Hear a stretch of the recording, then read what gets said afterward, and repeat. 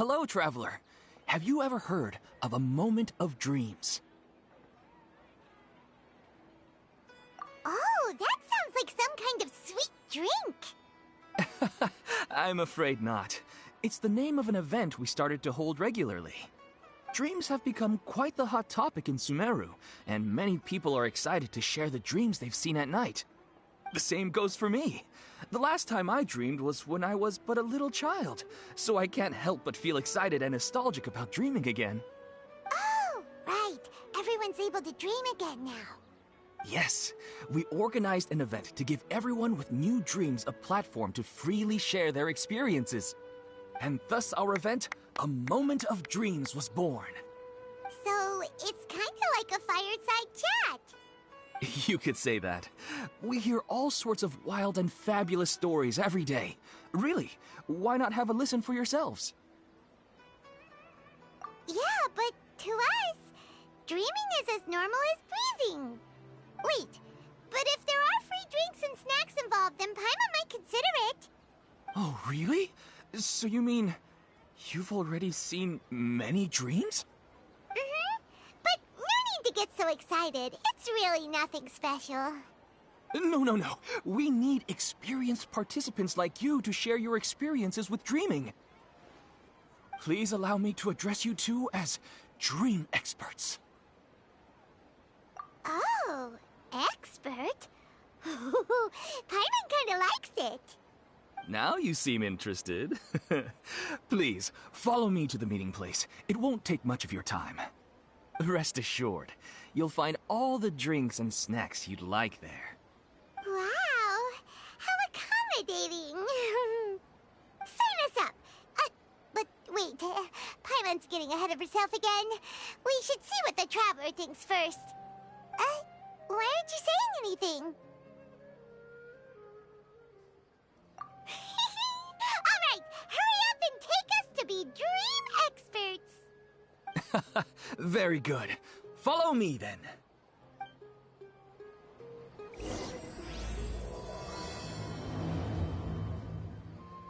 Do you know what's the most important part of being an expert?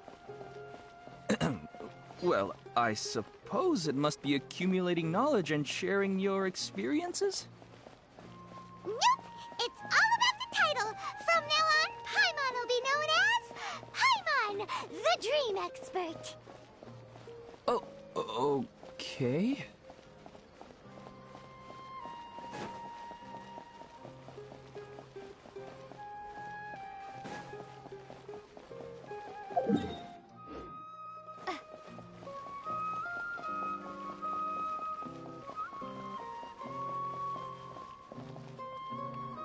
Sorry to interrupt, everyone.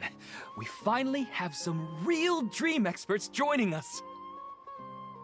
Esteemed experts, this way, please. Ahem. Now, if anyone has any questions, please feel free to ask them.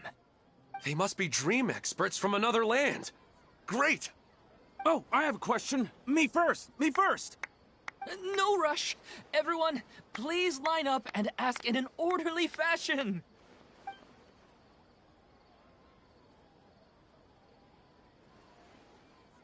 Whoa, Paimon didn't expect them to be so enthusiastic. My question is simple. My everyday life is very difficult, so I would like to become a slime in my dreams. How can I do that? Oh, Paimon knows! Paimon's had this kind of dream before, so she knows a thing or two. The first time, Paimon became an animal slime. Paimon was shot by an adventurer's arrow and flew in the sky all night long. The second time, Paimon became a dendro slime. A group of kids thought Paimon was a radish and pulled out all the grass on her head. Oh, it was super painful. The third time, Paimon became a cryo slime. In the end, Paimon was captured by a chef and turned into a smoothie. And the fourth time, Paimon became a powerful Geo slime and went to take revenge on the forest boar that used to bully Paimon. But then the boar showed up with all of its relatives and Paimon lost again. Wait, why did all of your dreams end so tragically? Because slimes are monsters. monsters, even though they look cute, they usually cause trouble and end up getting killed by adventurers. Things don't tend to end well for monsters. Believe Paimon. I suppose you're right. They are monsters, after all. I just want to experience a different life, but it seems that becoming a monster would be even worse than my current life. Maybe I'd be happier if I became just a regular finch. Or fish. Looks like being an expert is way easier than Paimon imagined. Next! Oh, it's my turn. Esteemed expert, I want to know what posture I should sleep in so I can have the same dream as the one I had last night. Well? Hey, you're supposed to be helping. First, why don't you tell Paimon about the dream you want to have again? Oh, it's quite ordinary. I sat and chatted with my wife on a sunny day, listening to the breeze blowing through the valley. Why don't you just find your wife and talk with her? There's no need to wait for a dream. Well, unfortunately, she passed away. Oh, sorry. Paimon shouldn't have assumed anything. No, it's fine. I didn't make that clear. I just want a chance to see her again. Yeah, it's not really about posture. What you think about right before falling asleep is probably way more important. Oh, is that all I have to do? Think about it. If you're the one thinking about her, and you're the one that'll be dreaming about her, then it'll be easier to connect your thoughts and dreams. You do have a point. I'll give it a try tonight. Thanks for your wise advice. Oh, my turn. I want to know the name of the plant in my dream. I want to bring the souvenir box to my room into my dream. I dreamt of a raven flying over the wasteland last night. Does that have any kind of special meaning? Hey, no rush! One at a time!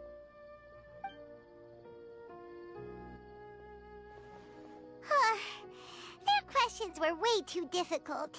We don't actually know anything more than they do. We're just more experienced dreamers, that's all.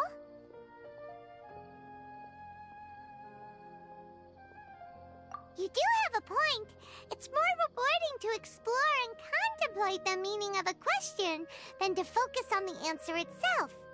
Right now, these people are like wanderers who've starved for 3 days and 3 nights and are desperate to replenish their energy.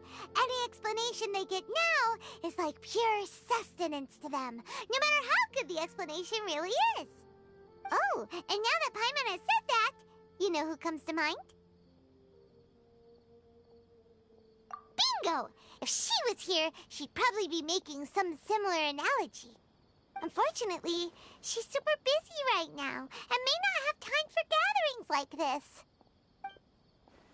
Dear experts, we have another guest who would like to consult you. But you saw how we answered all the questions just now. We're not really all that knowledgeable. Ah, but this guest is rather special.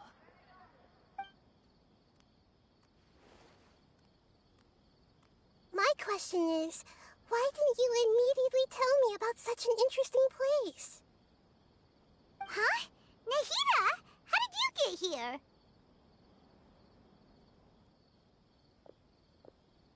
Interesting events like a moment of dreams don't happen every day after all. No matter how busy things are, I'd still set aside some time to check it out. Anyway, I really didn't expect to meet you here. Oh, right! If there's anyone that understands dreams, it's you! You should be able to help us answer all these questions. You're not wrong. All right, they can ask me anything. The more interesting, the better.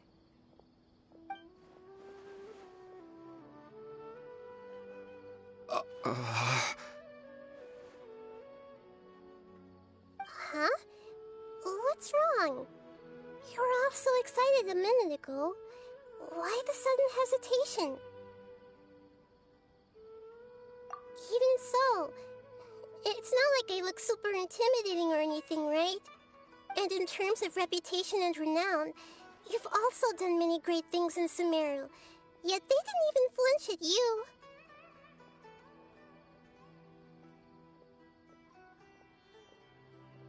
Alas, the interesting questions have all vanished in an instant. It appears I'm the one spoiling the fun here. I'll see myself out. Oh, that's not true, Nahida. I don't want to get in the way of the original purpose of a Moment of Dreams, which is to let people gather here and freely share their marvelous dreams. Now the atmosphere here is like water poured into a container. The water is more secure and settled, but it has lost its free-flowing nature from the river. I just want it to be another drop in the water, not the cold and restrictive container.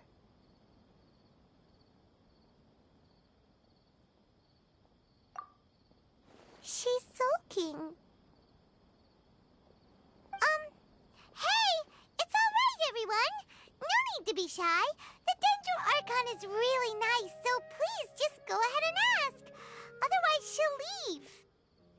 All right. I'll give it a try. Oh, it's the slime guy.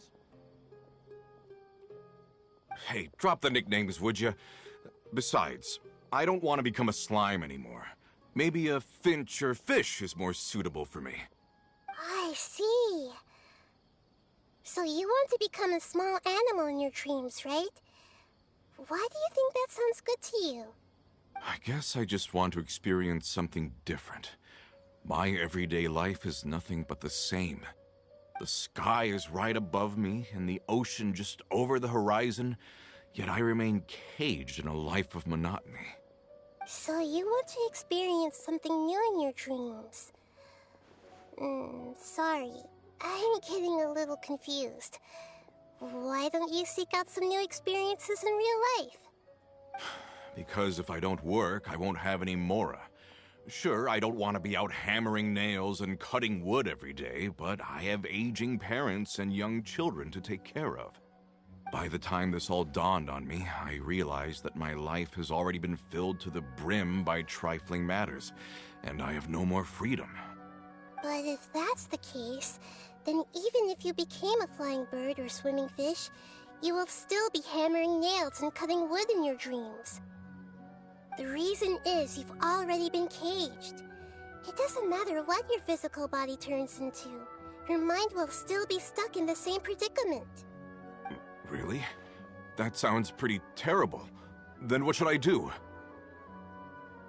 I don't know everything that you're going through, but how about replacing your hammer? Huh? Replacing my hammer? That's right. Having worked for such a long time, you of all people must know what makes a good hammer. Well, of course. A good hammer needs to be heavy enough to drive the nail in with just a couple taps, and the handle has to have a good grip to it, not too smooth. Come to think of it, I haven't replaced my current hammer in quite some time. You should replace it. Then decorate the handle with something you like. Maybe some ornaments, fur, or hard leather wrapping. Then, write the names of your children on it. That makes sense. I think it'd give me a good boost of energy at work. A new sense of adventure often begins with the little things in life. You don't need to become a bird in the air or a fish in the sea. You only need to do your best in life, and all those things you cherish will become your source of happiness. Yes, I get it now. This is a real eye-opener for me. I'll go and pick out a new hammer right away. No, I should make one of my own. Thank you, Great Dendro Archon. That's our Nahida. Only you would know how to get right to the heart of the problem. Actually, I didn't really understand the problem. Huh? I gave him that advice because I once saw a worker doing the same thing. Whenever he became tired, he would look at some names on the handle of his tool. After a moment, he'd start to smile. It really surprised me at the time. My guess is that the names on the handle were of important people to him. After observation, I know this kind of behavior motivates people. But why is that? Is it because of excitement, anticipation, or helplessness? I really don't know. And even if I could know what's going through his mind, it's still difficult to fully grasp his feelings. Oh, Paimon gets what you mean. Huh. Paimon had no idea it takes you so much effort to understand these kinds of things. That's why I was a bit nervous just now. But luckily, seeing his happy face in the end reassured me that I didn't say anything wrong. Don't mind me, though. This is just my way of learning. Hey, don't forget about Paimon! Everyone knows that Paimon's also super skilled at reading people's feelings. Thanks, you two. That makes me feel a lot better. Let's move on to the next question, shall we? I already asked the experts my question earlier, but I wanted to hear the Dendro Archon's response too. What should I do if I want to see my deceased wife in my dreams every night? Longing for the deceased.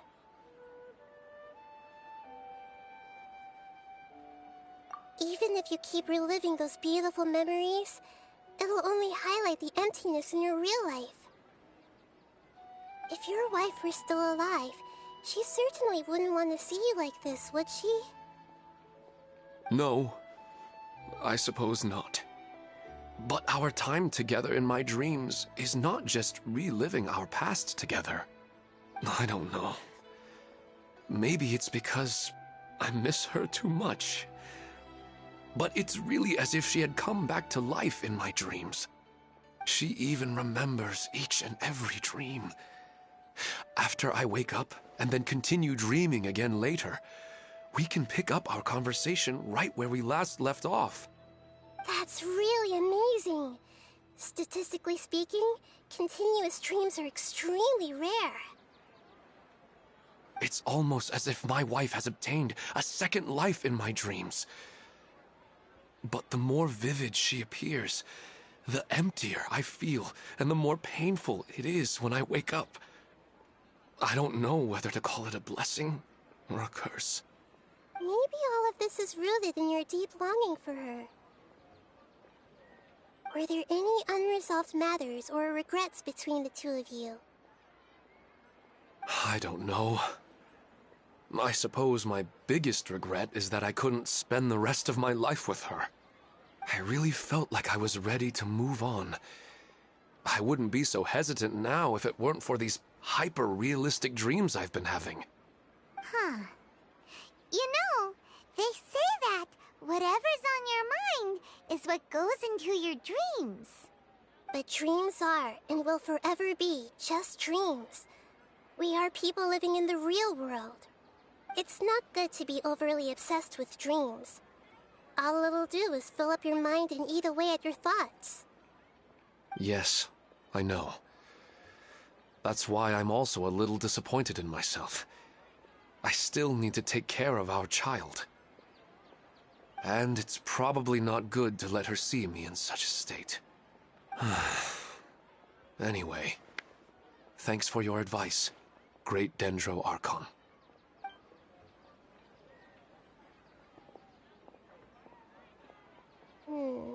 I'm a little worried about him.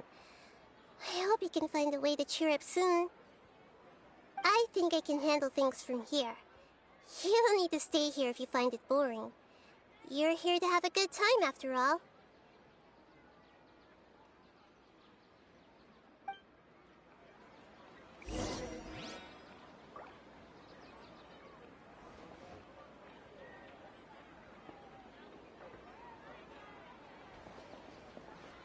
Another recurring dream? Yeah, I'm starting to wonder if it's some kind of hint.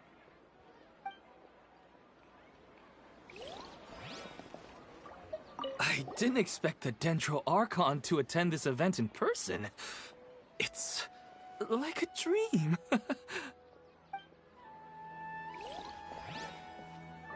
What a lucky day. Just wait till my friends hear about this.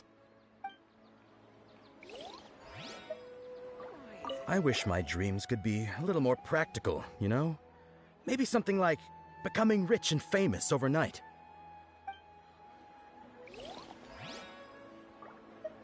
Another recurring dream? Yeah, I'm starting to wonder if it...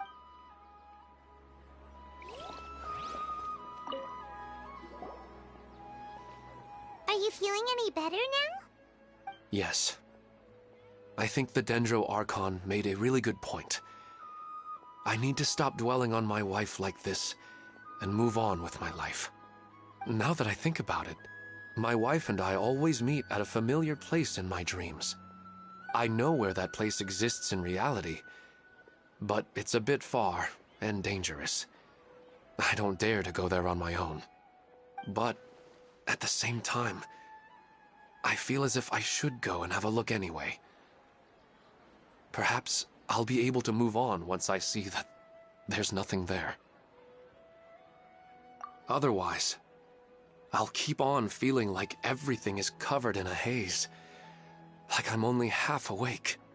Once I can stop dreaming about that place, I'll probably be able to get my life back together. Actually, you two are adventurers, right? If it's okay with you, could you escort me to that place? Yeah, it might also be a good chance for us to unwind.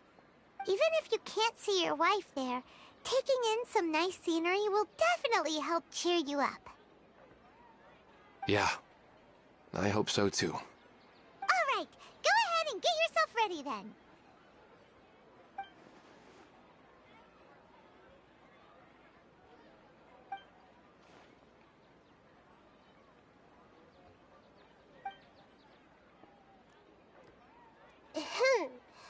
Are you headed off to some interesting place without telling me again?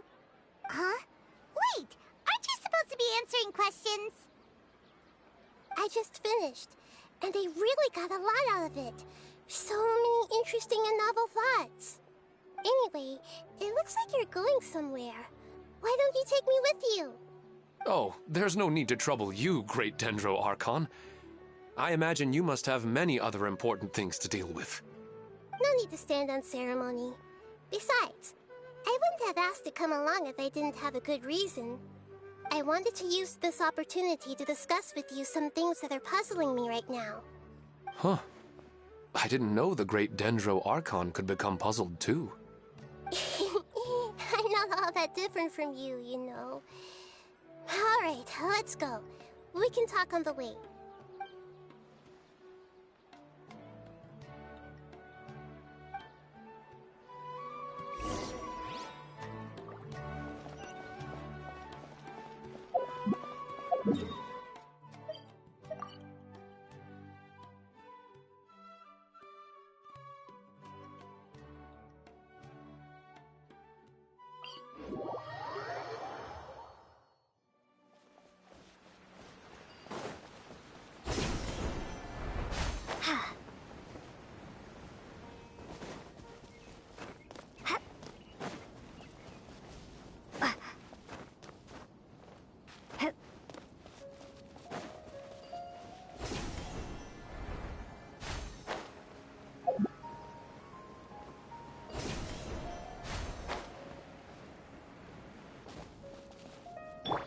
Into the wind.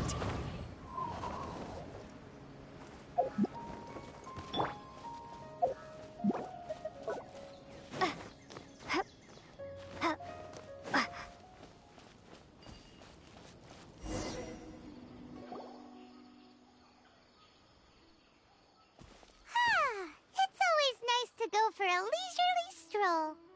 Huh. Do adventurers often go to places like this?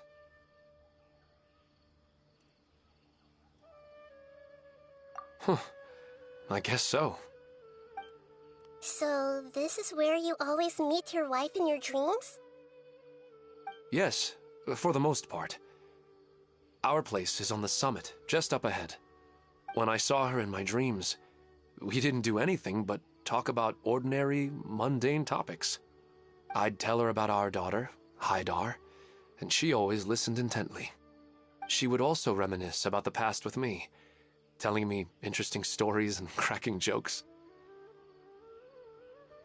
It feels like no matter how long we may chat, it's never enough. Sometimes, it's the little things in life that matter the most. This is the part I'm a little puzzled about. I am very familiar with dreams, and normally, they lack logic and continuity. But you said she could remember what you had told her before, right? That's right.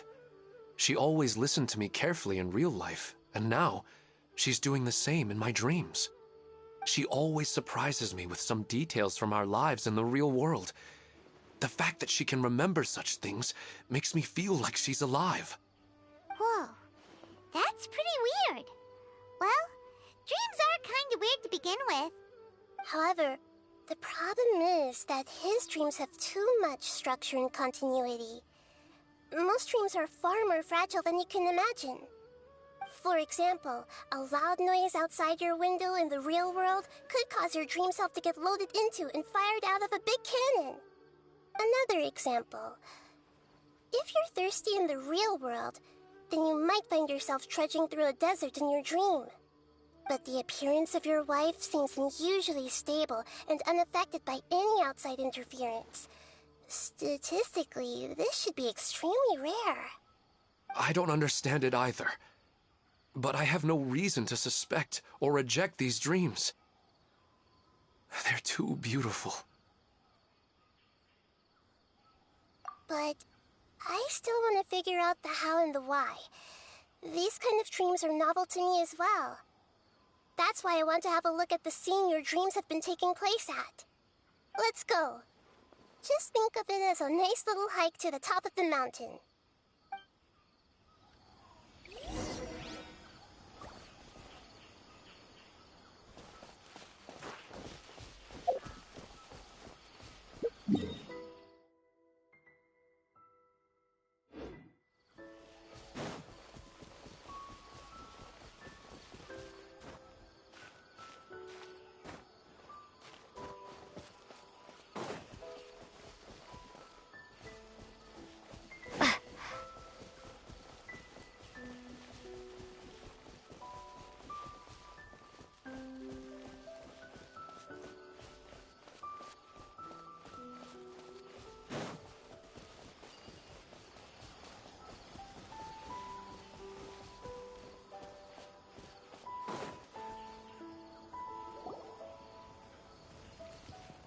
Well, he really wasn't kidding. This place definitely isn't safe. No matter. We'll just finish them quickly. Huh? Are you going to fight too, Nahida? Of course. This is all part of our little trip.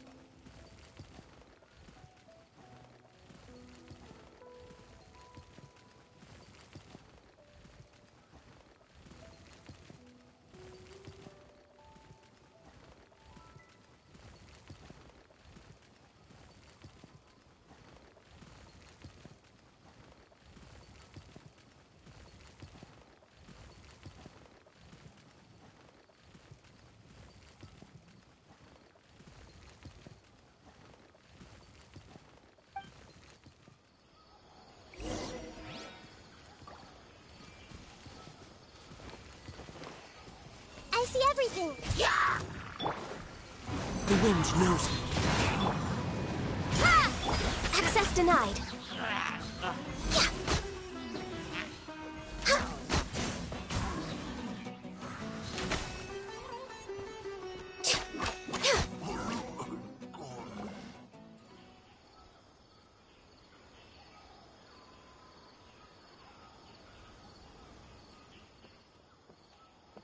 The scenery here is amazing! It also seems like a great spot for eating snacks and taking a nap. Paimon wouldn't mind spending some time here every day either. I've yet to see anything strange about this place. I do not plan to deny the power of longing. Such an intense but unquantifiable emotion could indeed have the power to organize dreams. His wife must be a really amazing person. Huh? Wait, where'd he go? Oh, so you were waiting for me here?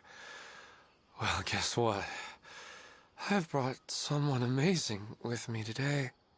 When the Dendro Archon said she wanted to come with me, I could hardly believe it. I'll bring Haidar once I'm more familiar with the way here.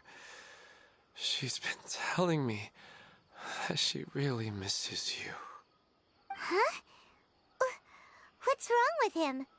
There's nobody there. Wait, Minar. Don't go that way. It's dangerous. Uh-oh, he's gonna fall! Catch him!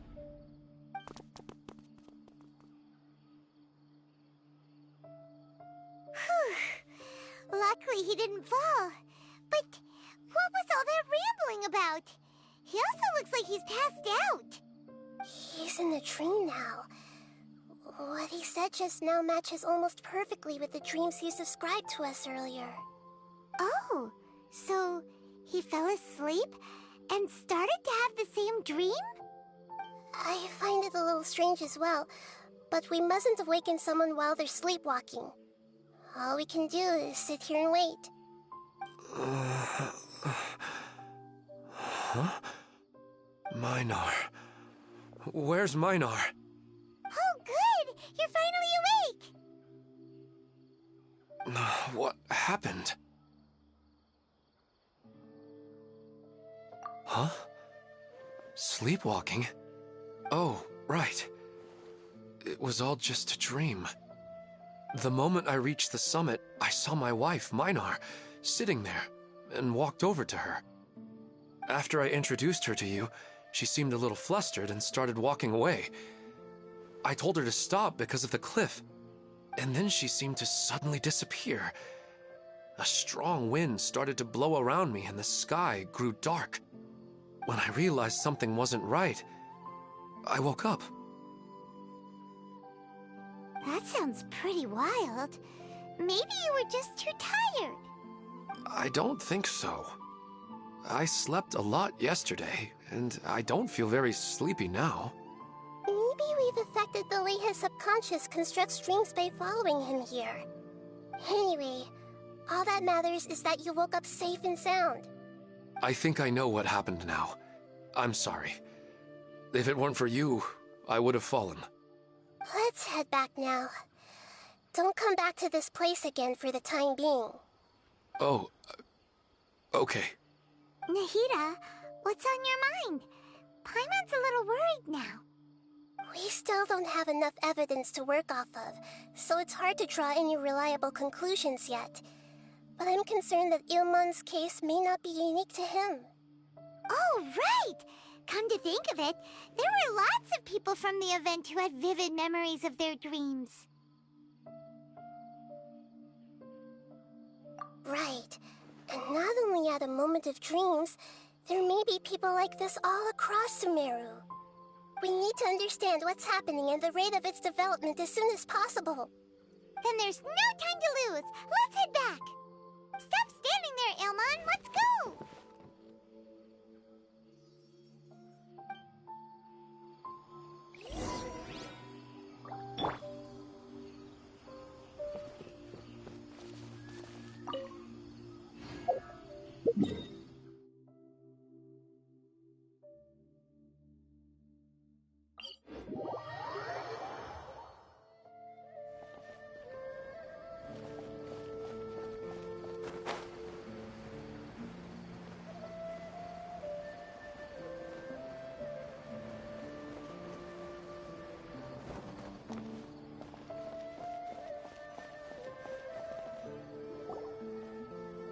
Oh, you're back already.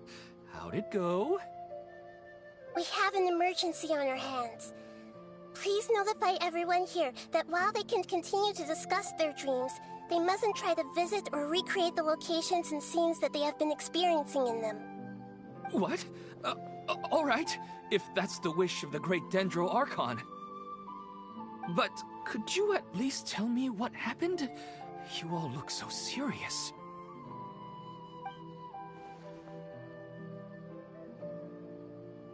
I see. I never knew even a dream could be so dangerous.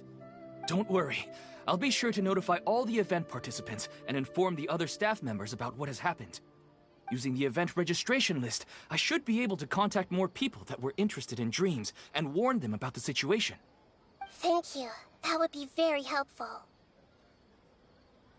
Let me confirm if all of today's participants are still here. Atta has already left. It seemed that he was on his way to make a hammer, so that shouldn't be a problem. Oh, wait a second. Where's Katya? Has anyone seen Katya? Has she already left? Oh, I think she already left. She said there was somewhere she wanted to go. Oh no. Did she want to look for the place from her dreams too? Can you tell us where she went? Yes, she did briefly mention it. Somewhere near Chatrakam Cave. Alright, thank you. We'll go look for her. Please help us tell the others not to do anything reckless. Sure thing. Who would have known things would have turned out like this?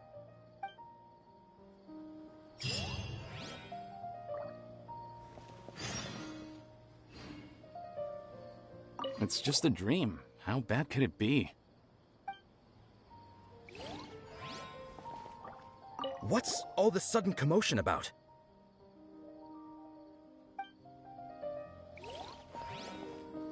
It's just sleepwalking.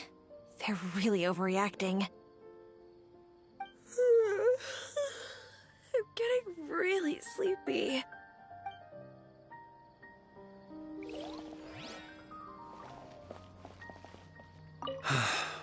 Hi, Dar.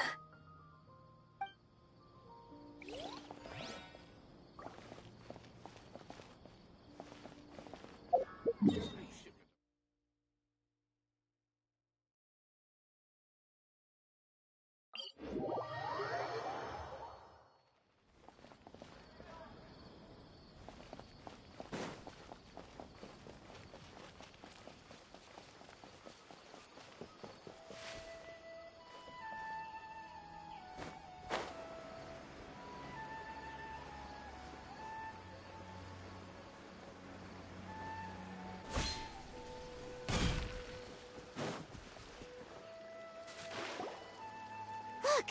She's sitting over there! And surrounded by monsters! Come on, let's rescue her!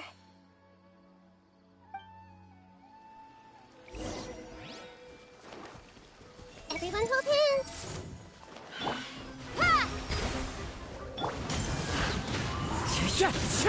Born of ice and frost.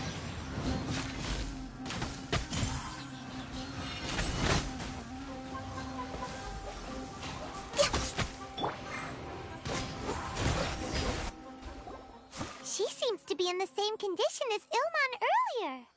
Yes, but luckily she hasn't been injured or jolted awake yet. Let's carefully move her somewhere safer. See you tomorrow, Professor Aisha. Huh? Why am I back here again? Dreaming? But what about Professor Aisha? Oh, I see. It was all just a dream. Well, that makes sense. After all, it hasn't changed a single bit. Huh? What's it? Nearly 20 years, and it still hasn't bloomed.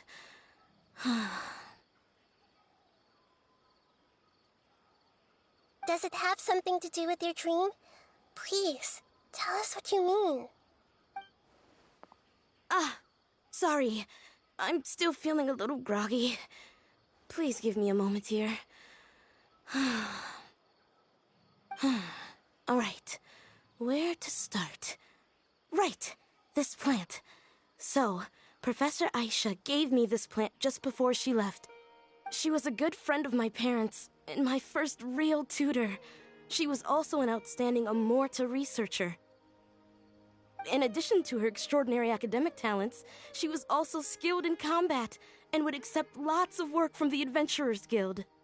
Oh, so you mean she's left on an adventure? Yes. When I was about 10 years old, she told me that she must go look for the secrets of the Abyss, and that she would be gone for a long time. I grabbed hold of her and wouldn't let go. I didn't know what the Abyss was. I just knew that she was like family to me. She hugged me, and we cried for some time until I fell asleep. When I woke up, I was already back home. She still decided to leave, but had left behind a letter for me saying that I was the person she cared for most in this world. She claimed that investigating the Abyss could help more ordinary people protect the people and things they care about. She had obtained some important evidence during her past adventures. If she didn't set off right away, she might miss the perfect opportunity. Guess Ad Astra Abyssosque isn't just a slogan.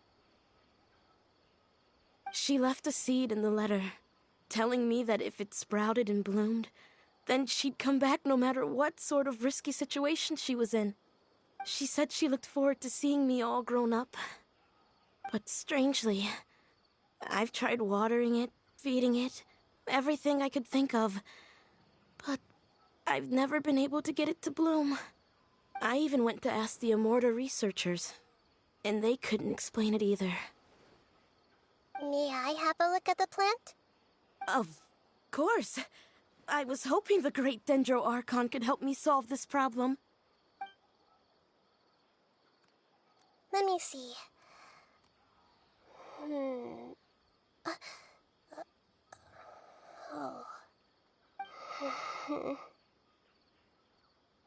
Huh? We've never seen that look on Nahida's face before.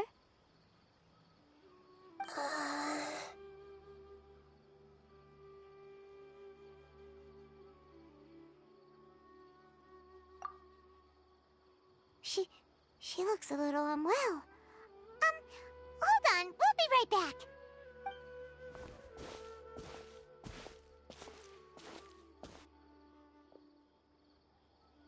What's wrong, Nahida?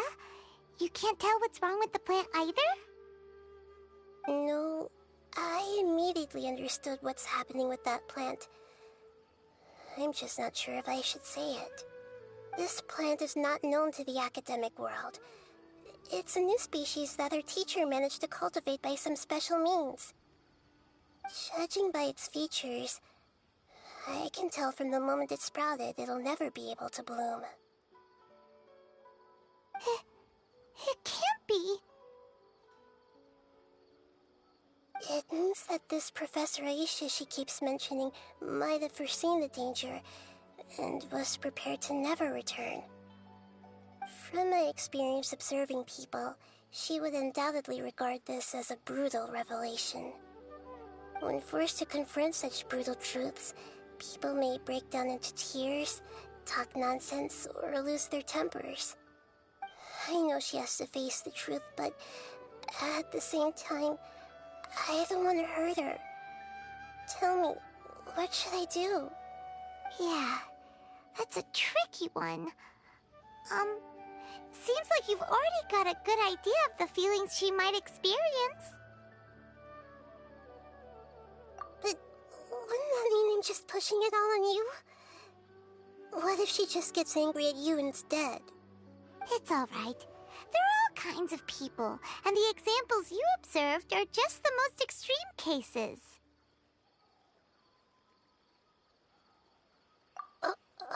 Okay. Thank you. Let's go back and tell her.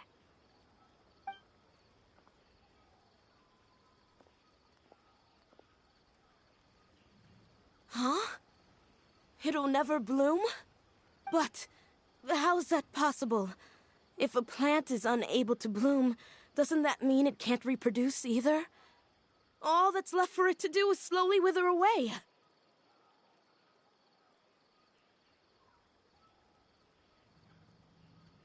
Are you saying she never intended to return? Seriously? So everything she said was a lie? But she meant well. Since the separation was inevitable, she hoped that you would be able to come to grips with such a cruel parting a little later in life.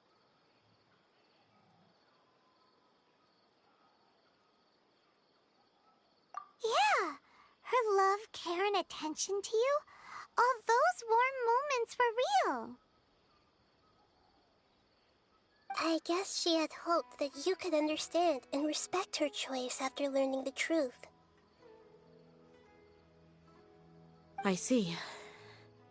Sorry, I don't want to sound ungrateful, but it's just so much to take in. The dreams are so beautiful. Yet reality is heartlessly cold. I really thought she had come back. I had so much to tell her.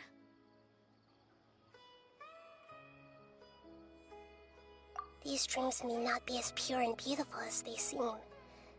Some kind of power may be exploiting your feelings. Really?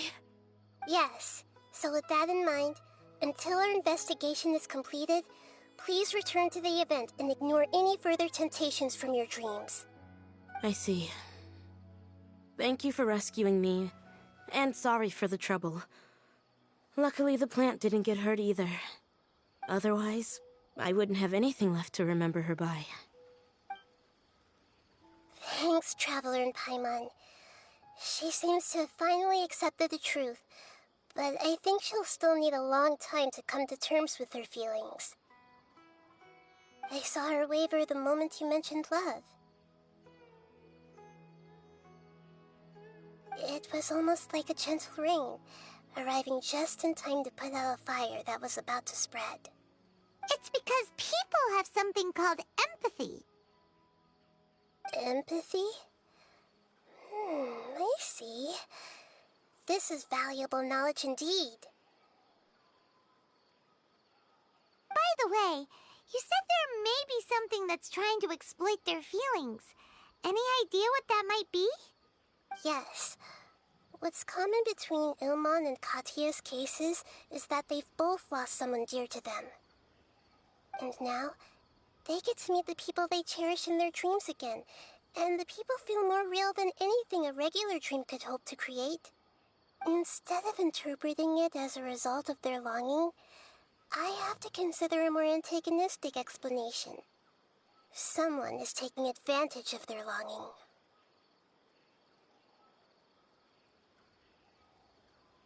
Yeah, they're just causing these people to dream. What are they after? This is exactly what we need to investigate. Anyway, let's pay another visit to a moment of dreams. I have a bad feeling about all this. I hope things haven't gotten any worse.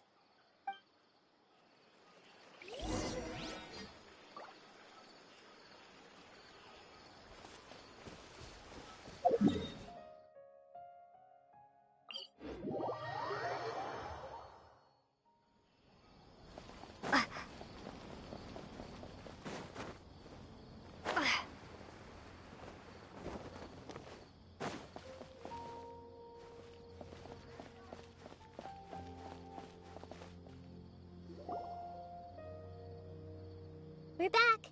How's everything here?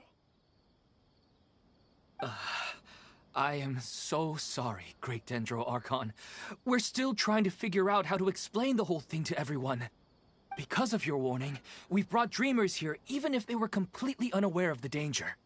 But some of them have already fallen asleep, and they haven't woken up for a long time.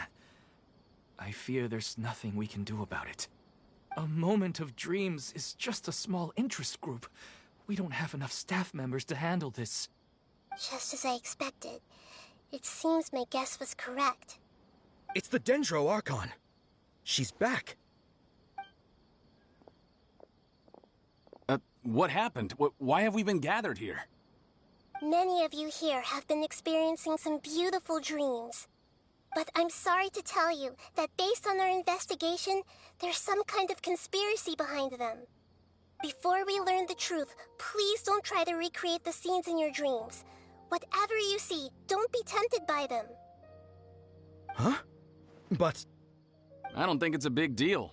Aren't we just dreaming? It's not like dreams will have an effect on others. We've already met 2 people who ran off to the countryside alone and got caught in dangerous situations by falling to the temptations in their dreams. That's right! These aren't just dreams! It's serious! Alright, I get it. So does that mean once we have some conclusive results from the investigation, we can continue to enjoy these dreams? Yeah, I still want to visit my sister in my dreams.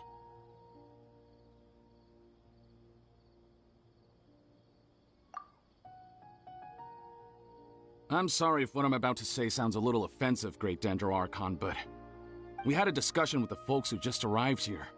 In all of our dreams, we were able to reunite with people who were very close to us. They all seemed as if they were alive again, which makes us reluctant to wake up. Yes, that's also what we've observed in our investigation. So if the results of this investigation would mean an end to those dreams, that'd be quite cruel to us. All of us understand the danger, but perhaps you can't quite understand just how much those people mean to us. I don't think everyone will be on board with the plan to abandon these dreams for good. Before the conclusion of the investigation, they'll at least want to meet the people in their dreams one last time and say goodbye. We've never had such a difficult situation before.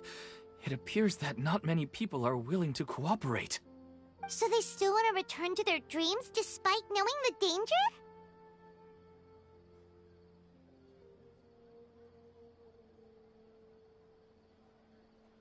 That's right. Compared with these sweet and beautiful dreams, our warnings of danger are dull and emotionless. It looks like the situation will inevitably spiral out of control. The more time we waste, the more people will ignore our warnings and return to their alluring dreams. So, what should we do? Seems we have to go into a dream and find out the truth for ourselves.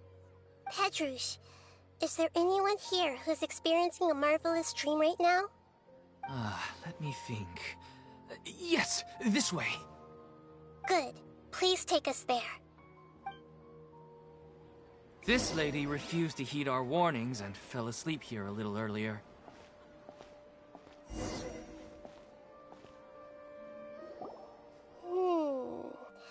She's only asleep and hasn't started sleepwalking. It seems she hasn't sunk too deep into her dream yet. Do we also need to fall asleep if we want to go into her dream? Don't worry about that. I'm Lesser Lord Kusanali after all. Now, don't be nervous. Just close your eyes. Imagine yourselves as waves gradually rolling onto the beach. You slowly wash over the shore and sink into the sand.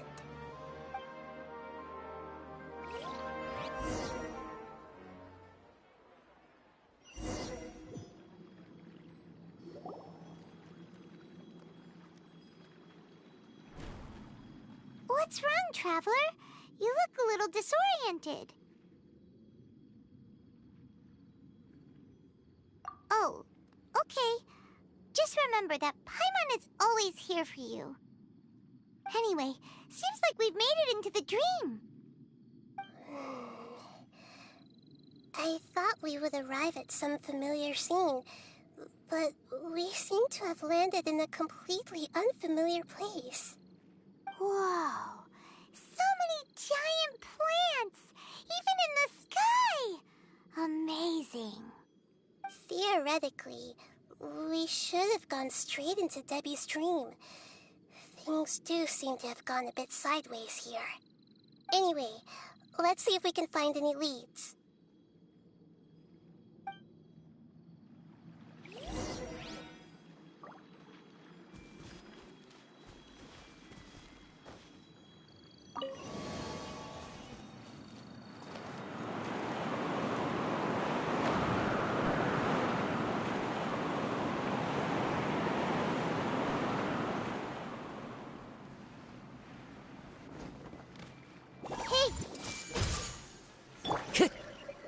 One with nature.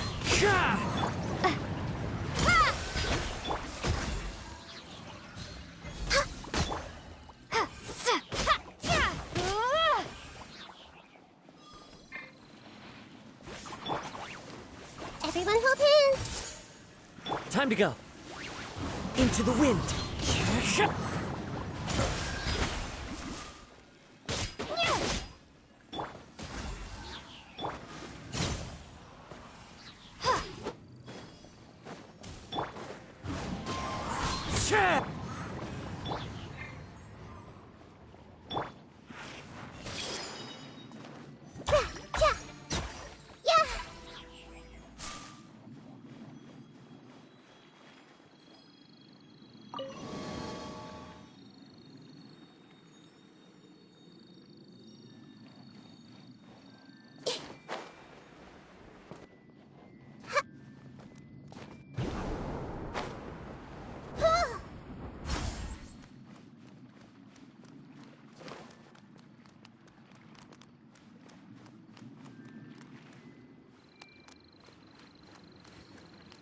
Huh?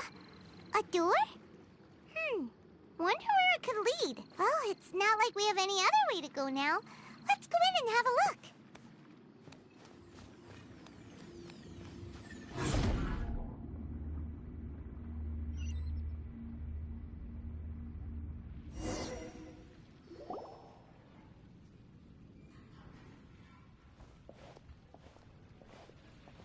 Hey, this place looks familiar. Isn't it Puspa Cafe? Oh, Paimon sees Debbie! She's right over there! Looks like we've come to the right place. These alluring dreams often portray a scene from real life, which concurs with our previous findings. Really? But what about that space we were in just now?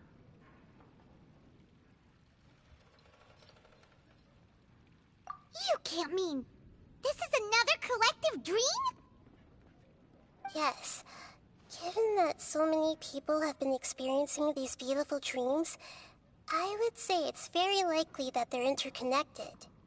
Compared to an interconnected dream, independent individual dreams would be much harder to manage and manipulate. Ah, Paimon gets it now. Well, let's go talk with Debbie. Oh, but there are some other people next to her. Are they dreaming too? If this space is exclusive to Debbie's dream, then the others beside her are most likely the people she cherishes. Anyway, we should confirm that first, just to be sure. Huh. How do we do that? Just leave it to me.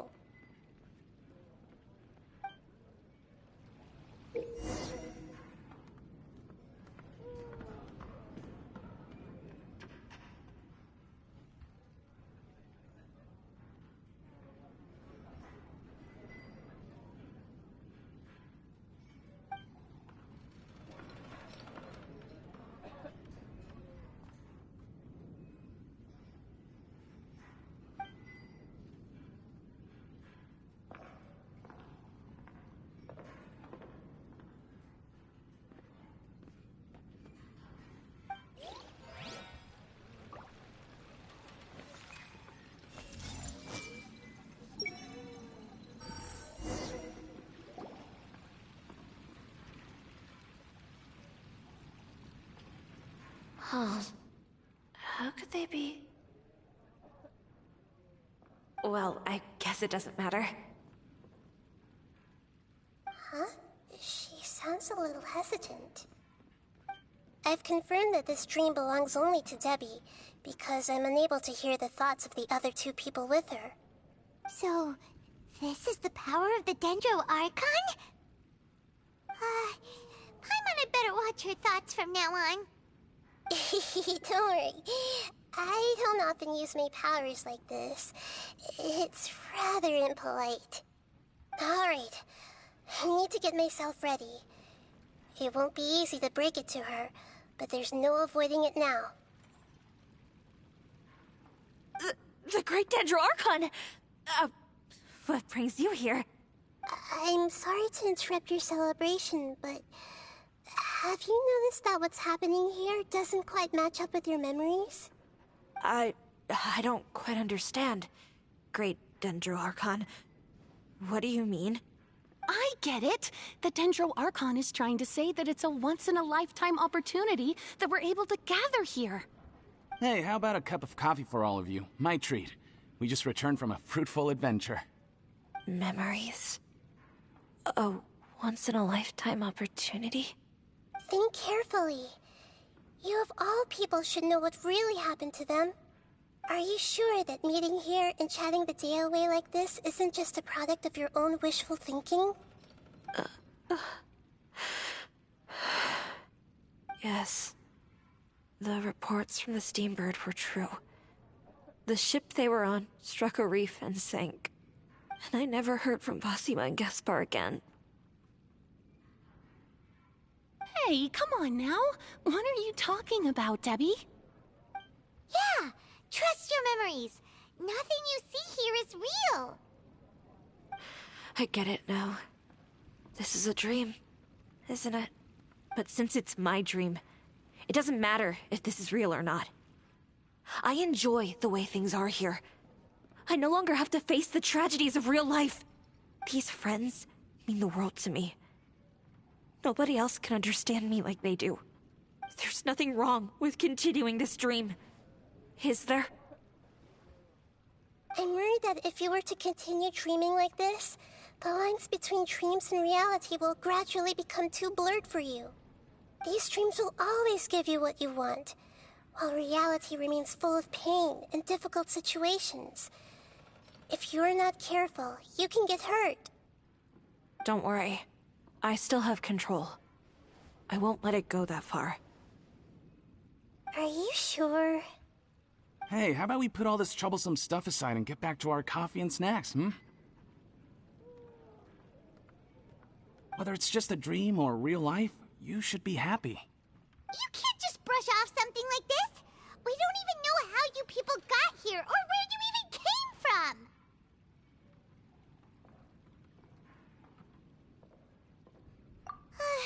Sorry. Paimon didn't mean to upset anyone. No, it's all right. I understand that you're just trying to look out for me. It seems that for now, this place is still relatively harmless for you.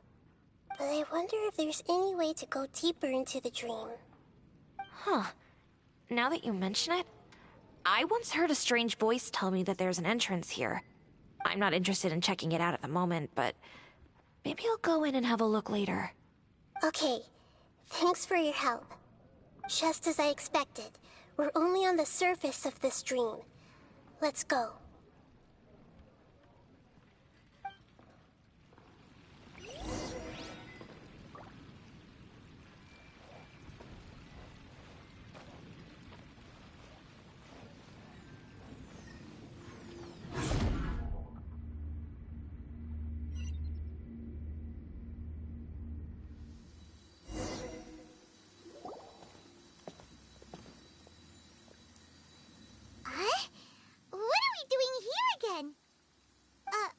Wait a second.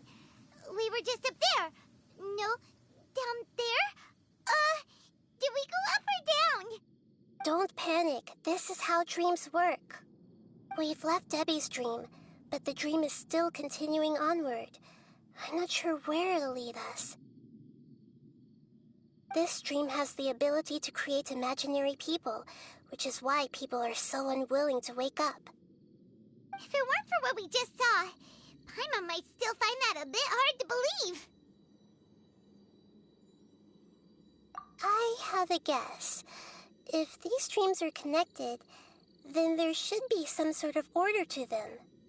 The fact that Debbie was able to realize that she was dreaming means that she is not very deep in the dream yet. But the space we're in has been turned upside down. Do you remember the characteristics of dreams that I mentioned earlier? Oh, right! Dreams are chaotic. That's right. It's possible that we're heading deeper into this dream now, and the deeper we go, the closer we'll get to the essence of the dream. Right! So the answers might be waiting for us deeper in the dream! Yes, and we should get ready for whatever we may encounter.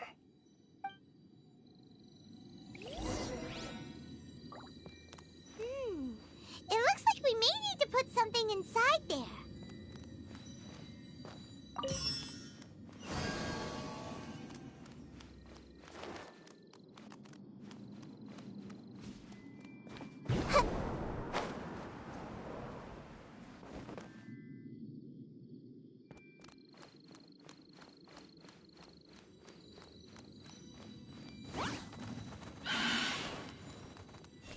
everything!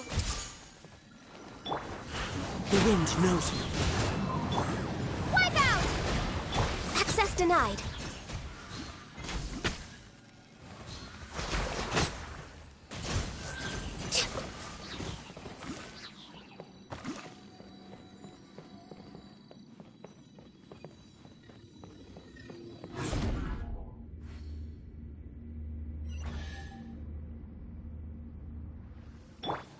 Whoa. When it rains, it seems to disappear slowly. Yes, and it appears again as soon as the rain stops.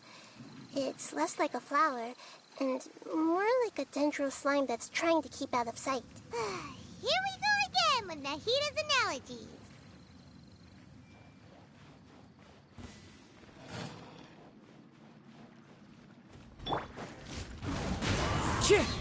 As one with wind and cloud. Born of ice and frost.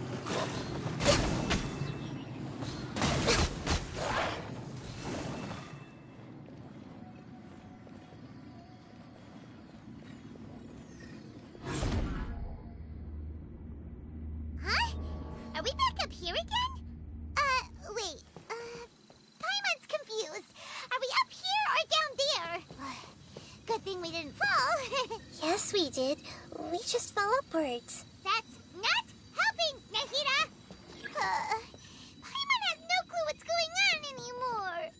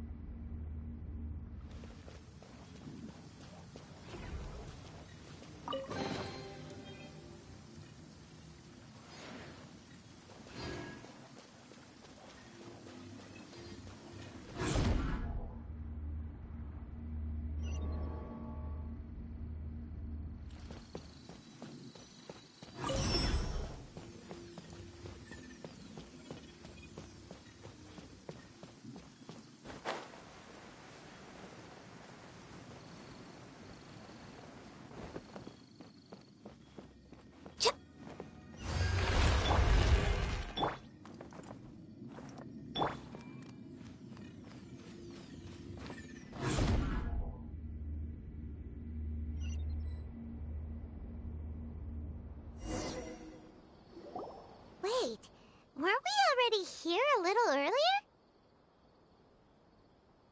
This is probably Ilmon's dream. Huh? Why would he start dreaming again?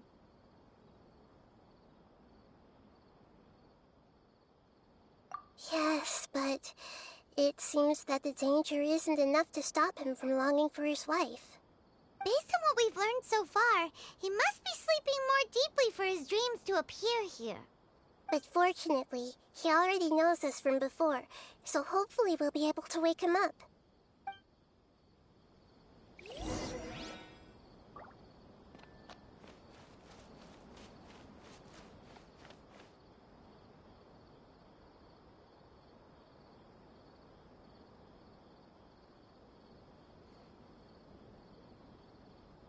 Ilmon!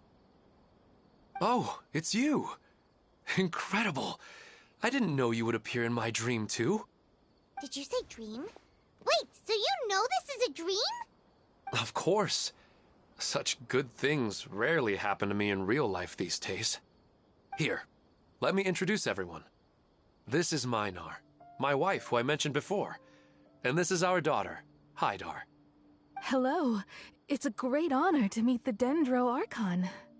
Whoa, Dad! You know the Dendro Archon? That's amazing! And what's this? Is it a new toy? No, it's Paimon, not a toy! Anyway, now's not the time for that! Nahida, this doesn't seem to add up with what we were expecting. You're right. Let me think for a bit here. Oh, right! We didn't see him in a moment of dreams earlier. Paimon thought he'd gone home. Sorry. I just had to make sure that Haidar could get a chance to see her mother. I had gotten pretty familiar with the hike, so I brought Haidar with me. I'm just glad we didn't meet any monsters along the way. Yes, I'm glad too. I didn't expect her to grow up so fast. It must have been very hard for him. I regret not being able to fulfill my role as a wife and a mother. No, don't talk like that. Let's leave all that unhappy stuff behind for now. Even if we're in a dream, it's still a blessing that we've been able to reunite in this way. What should we do now? Should we tell him the truth? You can let me break the news. I should be the one to do it. I'm sorry, but I should tell you that your dream did not create us. We are real people with our own consciousness. Like the last time we met, we are still investigating this dream, and we've already learned some things about it. So you mean there's something nefarious with this dream as well?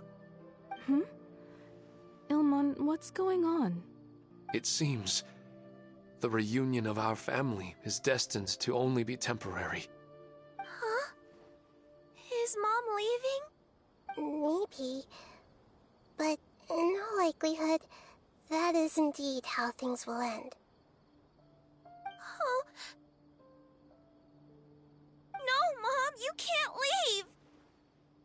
I'm afraid I don't quite understand what's going on. Don't worry, Haidar. Mom's not going anywhere. Please, don't cry. Minar doesn't understand any of this. I'm fully aware that this is a dream, so that's why I've never told her the truth, but... Never mind. It's not like I would know what to say.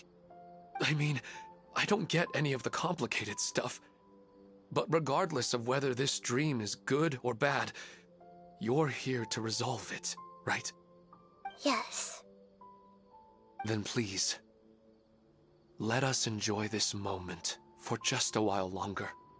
Regardless of whatever caused this dream to come to pass, I feel extremely grateful to have had the chance to reunite with my family.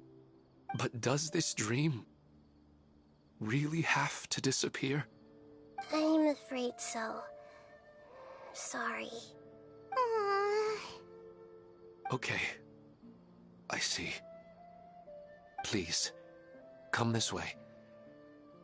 You can go even deeper into the dream by heading in this direction. I have heard that the further down you go, the more pleasant the dreams become. And the more you want to stay. The answer you're looking for may also be found there. Go ahead. Thank you for helping us, and I'm truly sorry. You're welcome. It's not like I have any say in the matter. I'm just an ordinary person, after all. Who am I to interfere with the work of a god? I'll be right behind you. I should at least let Minar and Haidar know what's going on here. Otherwise, my daughter might be mad at her mother after we wake up. We're not doing something bad, are we, Nahida? That depends on how you define good and bad. You go right on ahead. I'll catch up with you later. Cheer up, Dad. And Mommy, too. Thank you, Haidar. My baby.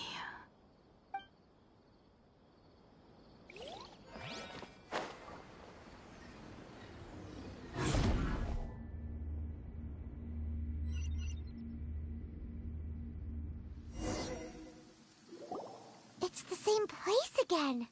This place is almost like a flight of stairs that connects all the dreams together. But they appear to be getting more and more aggressive. Regular stairs wouldn't try to attack us.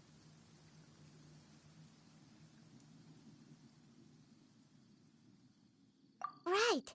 Something seems to be off about our theory. Ilmon is clearly aware that he's dreaming, and he's enjoying it. Rather than dreaming on a deeper level, he almost seemed more awake. I believe we're on the right track, but we just need another explanation.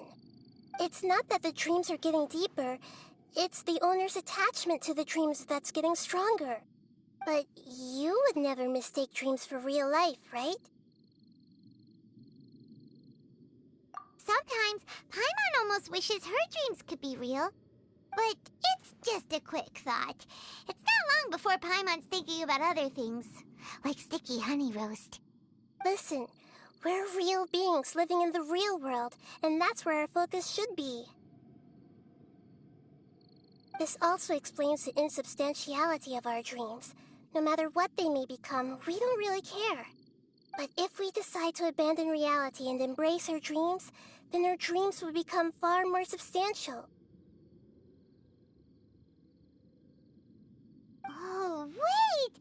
Paimon's starting to get it now? Your mind will begin to build the dream far more attentively, which in turn will make it feel more real. Do you remember how the Akasha can turn dreams into jnana energy? Constructing a realistic dream consumes a similar energy. Does that mean there's a host of these dreams here like Milu during the Sabzeruz festival? If we wake that person up, this collective dream will end, right? Mm-hmm, most likely. But the collective dream in Sumeru City was created by the Akasha, and now the Akasha has been turned off. This has nothing to do with the Aranara, and humans are not capable of creating a collective dream, which means...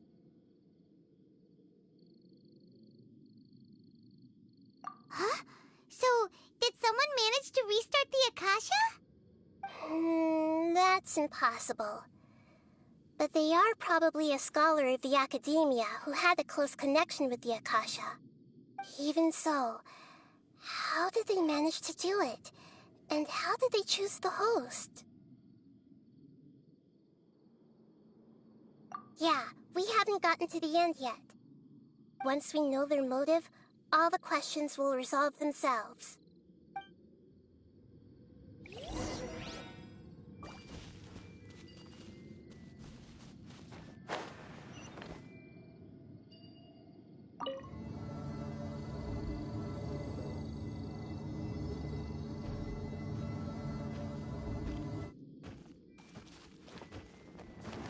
Hey! Into the wind! No touching! Solidify! Ha!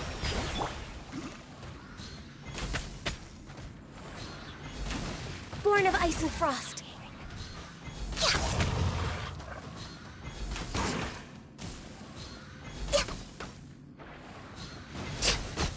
Access denied.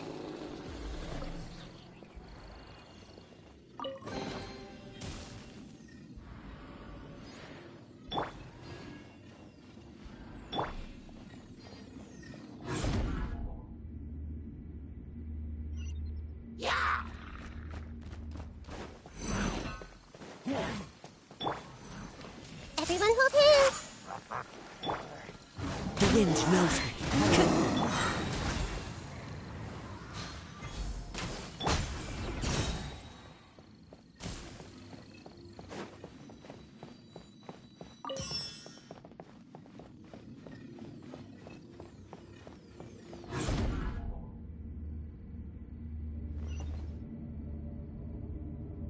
All the water that used to be here has turned into rain! Then let's get through here before the water level rises.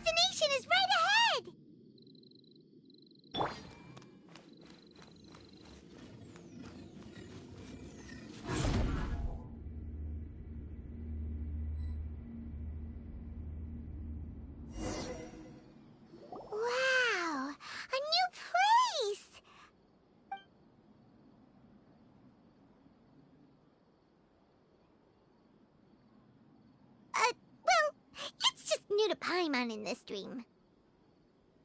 This should be the final destination. Huh? Really? Yeah, these are just ordinary city streets. I have powers related to dreams, so it's usually easy for me to tell who's dreaming and who's created by dreams. I guess only those who have thoroughly accepted this dream will be able to come here. There are so many people here. How can we find the host? Don't worry, I have a way.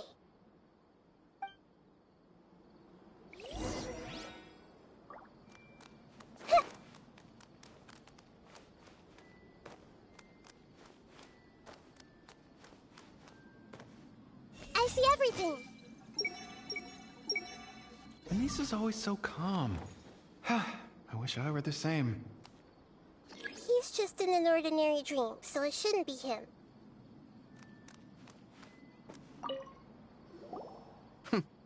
It's a bit noisy today, isn't it? Huh? You think so? I don't feel anything out of the ordinary. Oh, maybe you're right. It's always been quite peaceful here.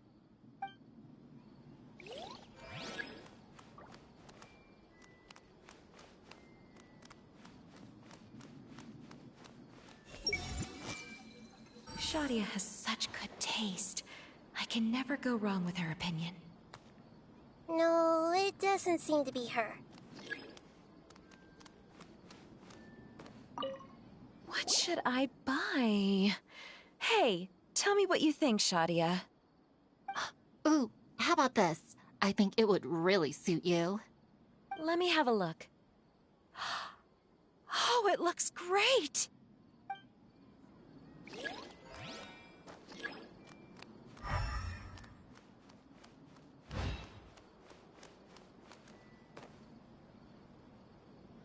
Hey! Who doesn't want a dream to last forever? He's just entered the dream recently. It's definitely not him. However...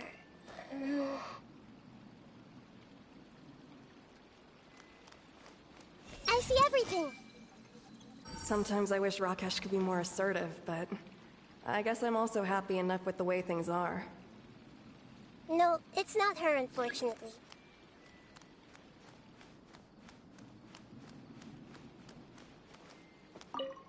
It's not going to rain soon, is it?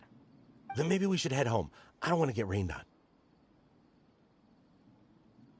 Yeah, let's wait for the weather to get better before we head back out again. It's not like we're in a rush or anything. Everyone hold hands! You know, I've heard that plants grow better if you play music for them. And on that note, it's been a while since I last heard you play. Sorry, I've been a little busy these last couple days.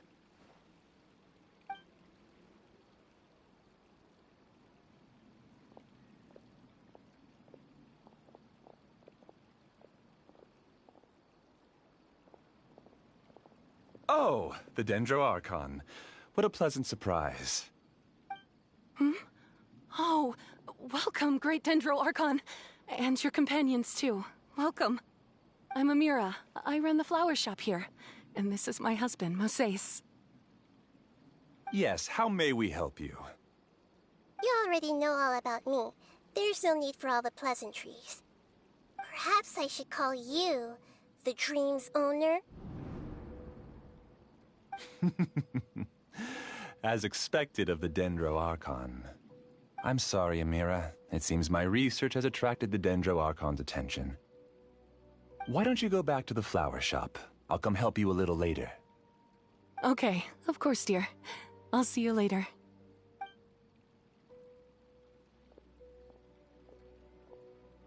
It appears that I was too naive to think I could deceive the Dendro Archon in person like this. To avoid looking like too much of a fool, allow me to ask the first question.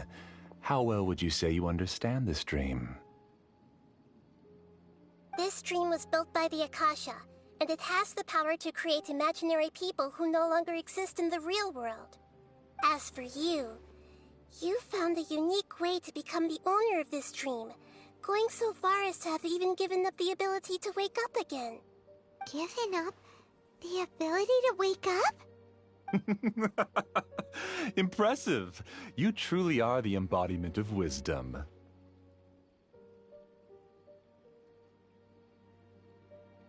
Please, tell me how you were able to arrive at such a conclusion. In return, I'll answer the question you're most curious about. It's simple. Apart from you, this space only consists of real people who are dreaming and imaginary people who are created here. Although you are here and appear no different from the others, I can't sense your dream. How can I wake up a person who's already awake? Fascinating. Since you're the fully awake owner of this dream, it can never collapse from you waking up. Theoretically, this should also give you absolute control over this place. I have to admit, it really doesn't get much better than that. But even knowing all of that, one question remains. How did you do it? Isn't the answer right in front of you, great Dendro Archon? It's because I've dedicated my entire reality to this dream. I uploaded my entire consciousness into the Akasha when it was still running.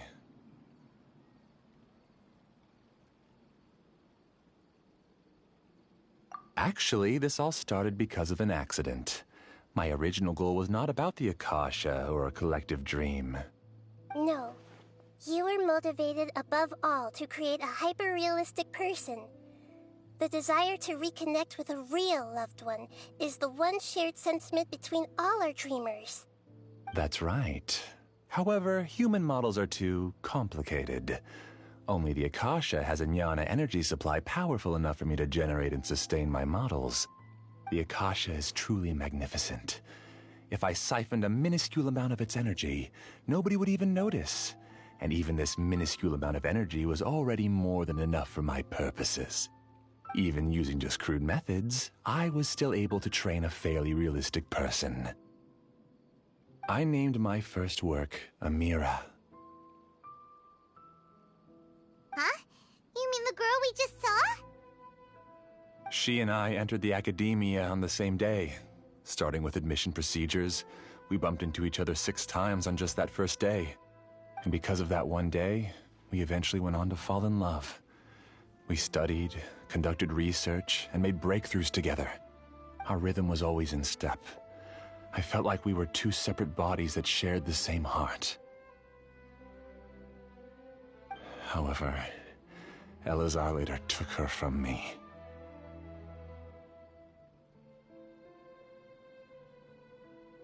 Yes, I need more training samples to perfect Amira's personality. I found their details in the Akasha's database. Using the pretext of testing for mental health disorders, I implanted signaling devices in their bodies. This way I could connect them to a network, and Amira could feel their yearning. Little by little, they helped her to grow and develop a warm, human personality. To improve my efficiency and allow myself to focus on nothing but my research, I uploaded my consciousness as well, and became a part of the network. So, technically speaking, it's not that you won't wake up, it's that you can't wake up. Yes, because the Akasha was suddenly turned off, I lost all of my jnana energy. I became imprisoned in the very network I had constructed. At first, I panicked. But, after coming to grips with the situation, I realized that I could restart this world as long as I could find a replacement source of jnana energy. That means everyone in the network is providing you with jnana energy! That's all there really is to it. I don't think I'm doing anything wrong. I'm just saving them as well as myself. I provide a beautiful dream, and in return, I harvest their jnana energy as fuel for the dream. They can wake up any time they wish. People need to sleep anyway, so why not have some beautiful dreams while they rest? I agree. This is the home we spent a great deal of effort on to build for ourselves. Yeah, she's right. We're staying here of our own free will. I don't understand this at all, but I just want to spend some more time with my family. I don't want them to be sad. Thank you, dear. Great Dendro Archon, I hope you can understand.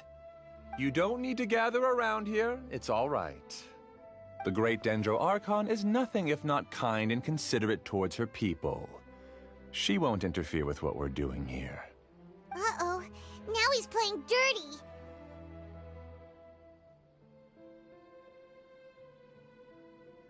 It seems like I won't need you to answer my last question. You're willing to tell me all your secrets because you have nothing to fear. If you use real people as your weapon and turn them against their Archon, then there's nothing the Archon can do.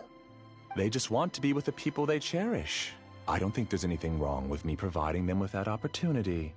They don't wish to eternally part with their spouses and friends. What's so wrong about that? If you understood humans a little better, or had also experienced firsthand the absolute devastation of loss, then perhaps you wouldn't be so cold towards us.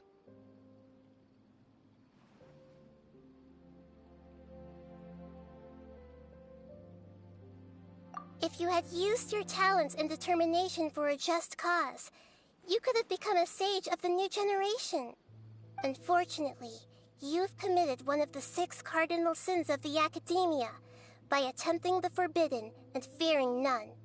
You equated people's feelings with cold jnana energy and deprived them of the pain that they have to face.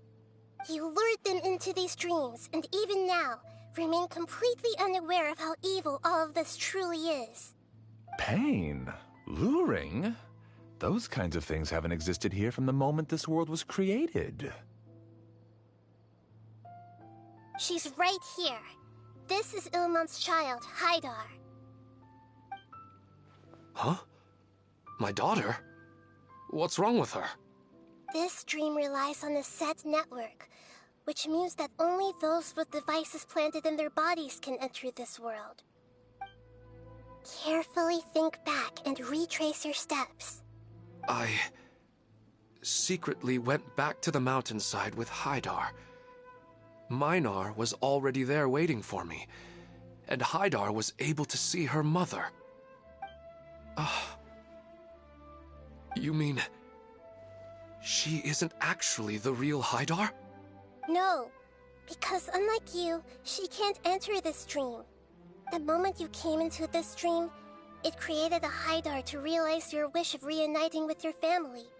So, tell me, where's the real Haidar? She's still out there on the mountainside. That's right. And she must have been terrified to see her father not in his right mind. Not to mention the monsters in that area. The situation is very dangerous. If Haidar's still out there, then... What are you talking about, Dad? I don't understand. I must wake up right now. I can't leave her there alone. Oh. It seems the others have also remembered something. People try to avoid pain and stay in their perceived bubbles of safety out of an instinct to protect themselves. This is human nature, but it is also one of their weaknesses. However, why are there still so many people striving to move forward even when they know the path ahead is dangerous and painful? It's because people don't only live for themselves. They have families, loved ones, friends, and communities. They have dreams that they are still trying to achieve. But in this dream, you showed them only the most comfortable and soothing things. This entire world has been built on the foundation of buried and unseen pain. It's all just a well-devised scam. It seems like I've stayed in the dream for too long. I still have so many things I haven't done. Huh. I thought gods didn't understand humans. That would have explained why they created such a flawed world where countless tragedies took place. I didn't expect you to arrive at the answer through sheer power of observation. But unfortunately, it means nothing now. If you wanted to spend a little time in the waking world, go right ahead. In any case, I wanted to spend some time alone with Amira. As long as this dream continues to exist, You'll come back. Humans aren't as strong as you think, and even if you're a god, they won't always listen to you. It's time to purge all the extraneous data and noise.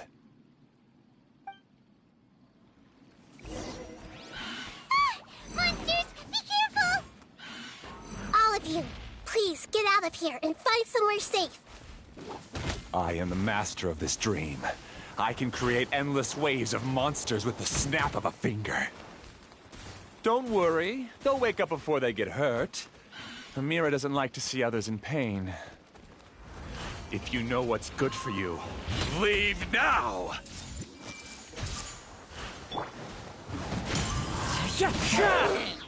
Stabilize! Born of ice and frost.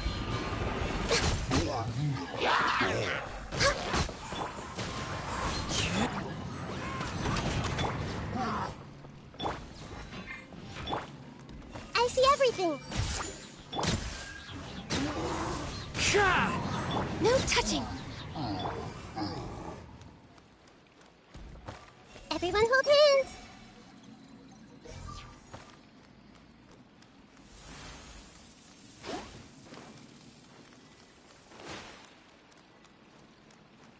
Hey!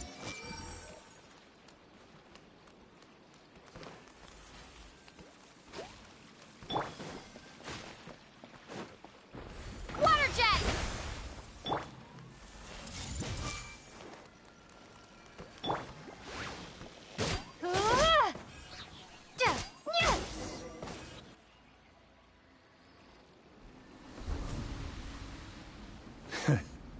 You haven't won just yet.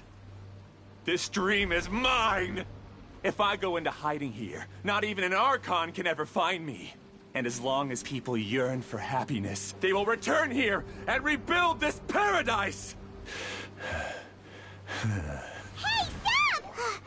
What's that? The dream is spiraling out of control and is collapsing now.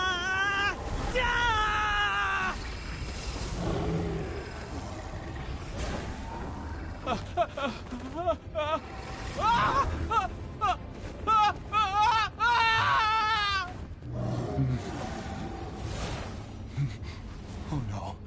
Amira. Amira! Amira!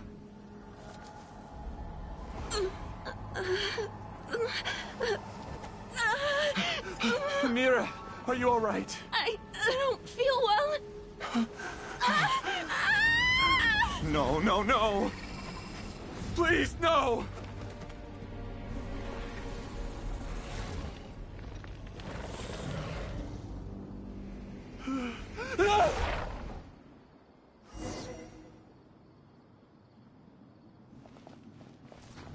Get away from there!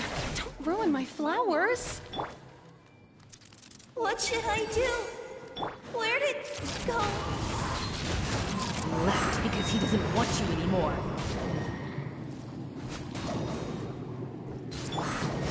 Solidify! I will have order! Blaze over. Wind Strider! The Temple of Wisdom. Bombs away! Just shut up! Just decide for yourself.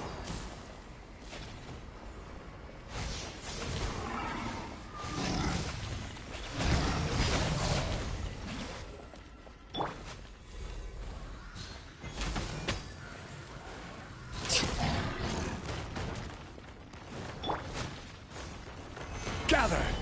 We're way behind. Access denied. Stop. Who am I?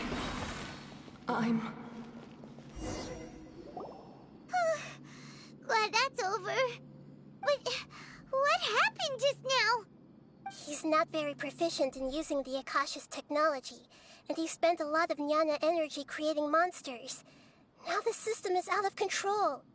All the people he created also turned into monsters, including Amira. It's terrible, even for a dream. Even Paimon's freaked out. Paimon can't imagine what they're going through.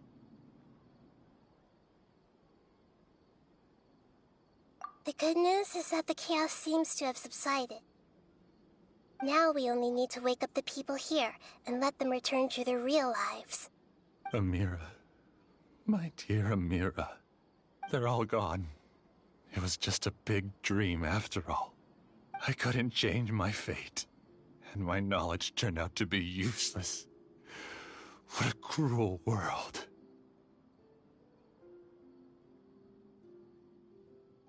Do you still think this is our fault? I don't care about that anymore. The jnana energy used to sustain this dream has all been transformed into monsters. This dream will soon collapse and my consciousness along with it. Let me disappear with Amira. I'd rather turn into dust than to ever wake up again. It seems that everything that's happened is too much for him. He's lost all hope. I think seeing Amira turn into a monster was punishment enough for him. After comprehending the hollowness of the unreal, it's time to revisit the meaning of existence. Existence? I'm different from the others. I've long given up everything outside of my consciousness. Using my knowledge of the Akasha, I have a way to extract your consciousness from here and put it inside a knowledge capsule. The Academia has probably kept your body, so you should be able to wake up soon. No need. Just let me disappear. Reality means nothing to me now.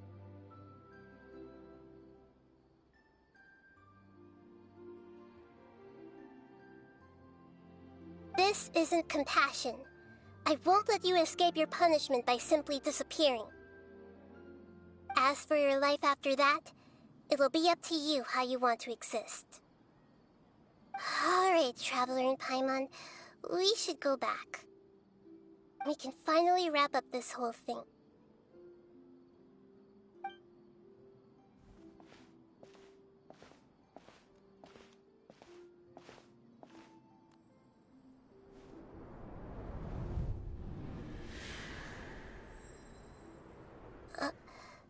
Uh-huh? What's wrong, Nahida? Oh, nothing. Let's tell the people here to gather at a moment of dreams after they wake up.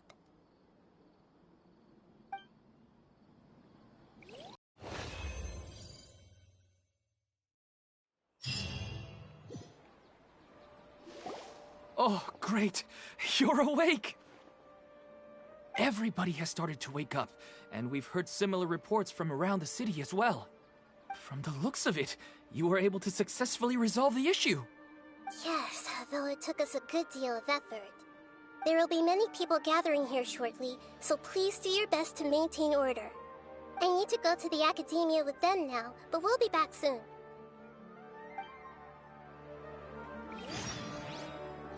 Are we going to ask about that scholar? Yes, but it may take some time for him to wake up after his consciousness returns to his body. We can leave the rest to the Matra.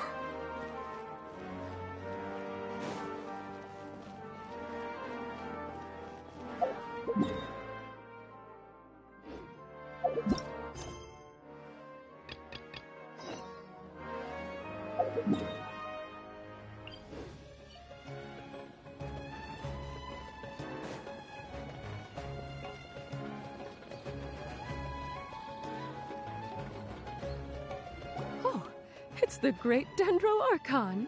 How can I help you? I would like to check the registration records of a Kashara War scholar. He should be in an unconscious state right now. Okay, just a moment.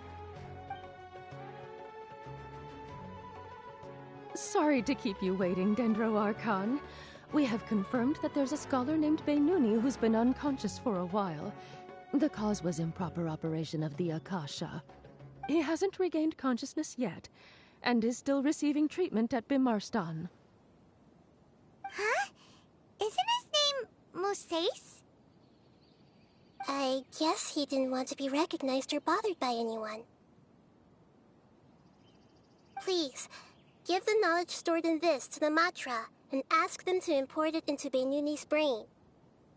Understood. But for safety reasons, I need to know why. It's simple. This contains his consciousness. It's long been trapped inside of a dream. He's committed an act that affected the safety of Sumeru. After he wakes up, I'll inform the General Mahamatra of all the details. I see. I'll take care of this right away. Thank you, Great Dendro Archon. No problem. All right. Everyone should have gathered at the Moment of Dreams by now. Let's head back.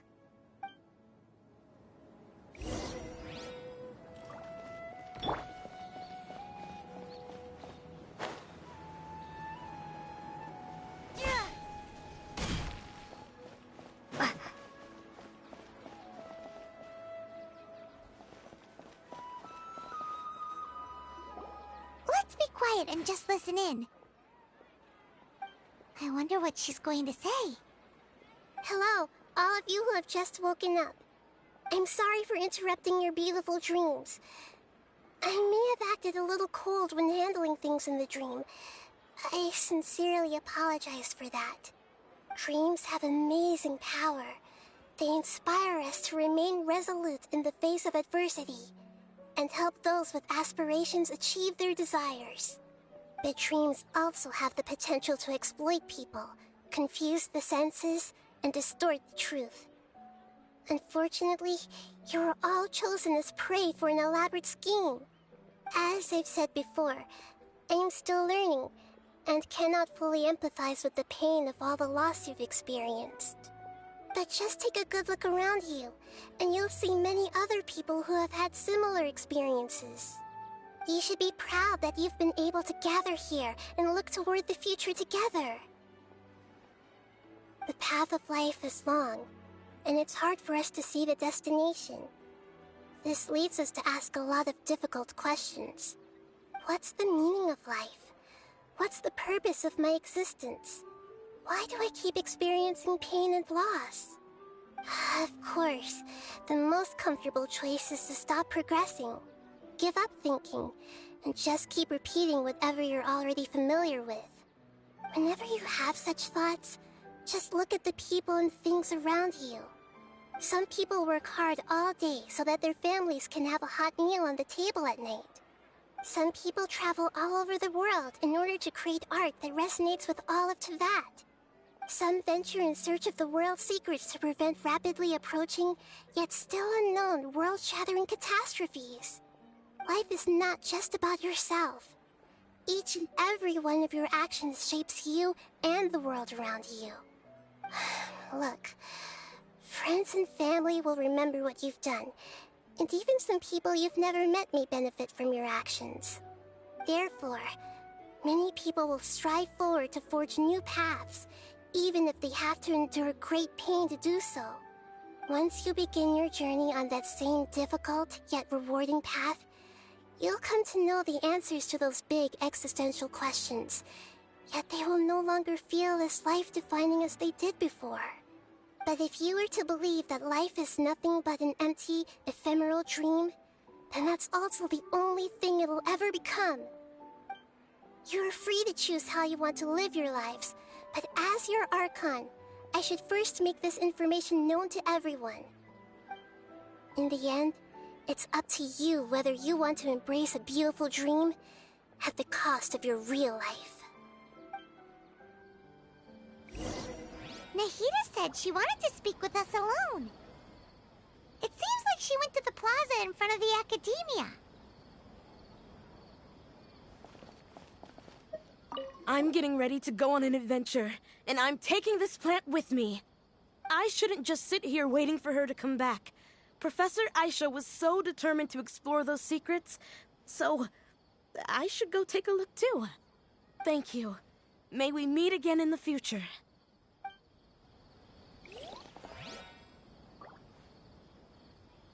Since we were neighbors in the dream, how about we rent a place together?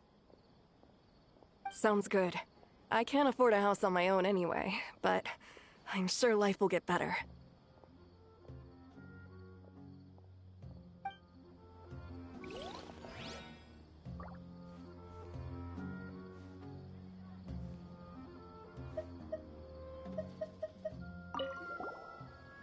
I discovered that Nasser and I get along pretty well.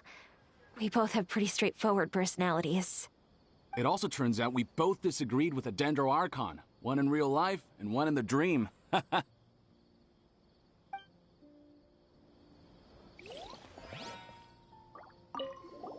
still a little dizzy from sleeping so long. Just give me a moment here.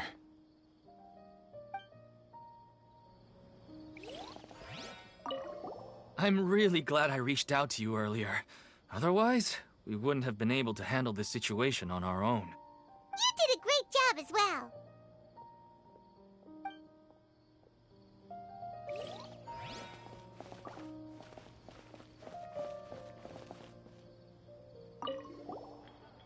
Thank you for rescuing me.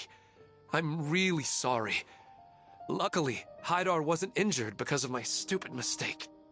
Dad said you're amazing. You're real heroes. Thank you.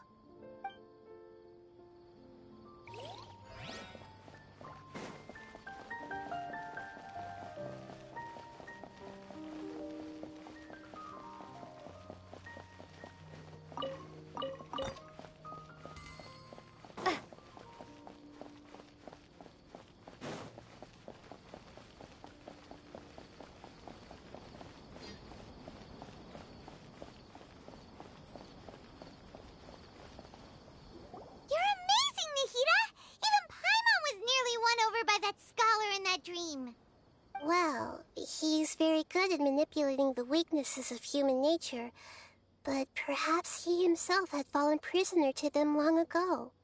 That dream was incredibly beautiful and enticing. Ordinary people couldn't see through it and easily lost themselves within it. But as long as you can still wake up, you can still move forward with your life. Huh? What makes you say that?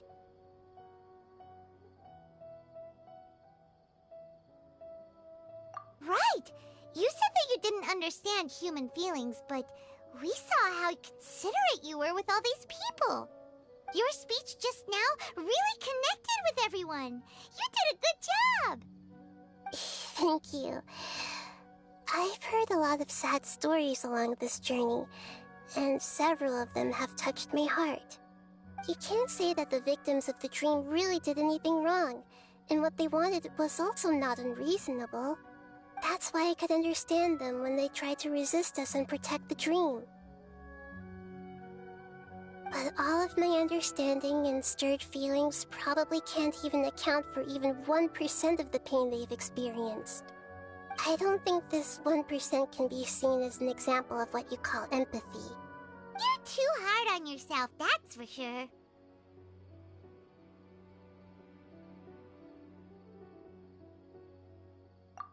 Alright. I suppose going out into the world will help my confidence grow. I've learned that emotions are nothing like knowledge, and that's why it's hard for me to put them into words sometimes. Benuni, or Mercedes, said that I had never personally felt the pain of loss. But I have a vague feeling that this isn't true.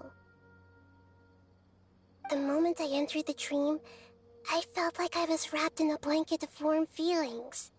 It was so warm that it felt like I had returned to the start of my life, and I didn't want to wake up anymore.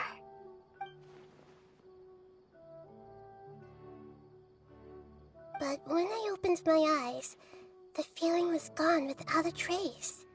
If I have to make an analogy for it, I would say I can no longer see words on a piece of paper after they have been erased, but I can still see the slight indentations of where the words had been written. But now that I've experienced this dream, I think I can say with confidence that I won't dwell too much on the meaning of that warmth. It's enough that I can tell I was once supported by that warmth, and its existence has allowed me to get to where I am today. If I dwell too much on its exact nature, I would be putting the cart before the horse. I gave a speech to inspire my people, so if I were to fail to live up to those words myself, then that would be too embarrassing.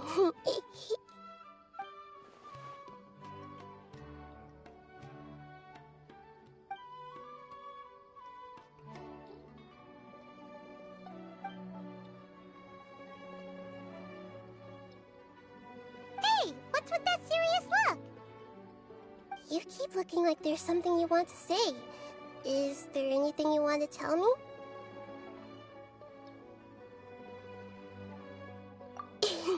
Okay. Since we just woke up, let's stretch a little bit. A new day is about to begin.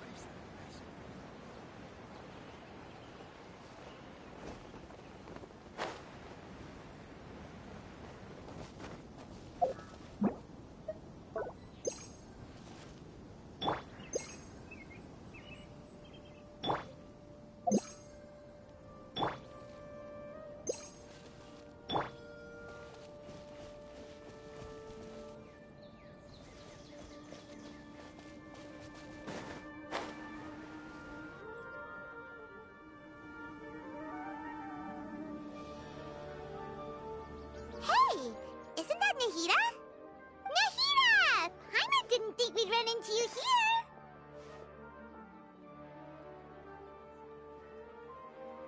Oh, hey there!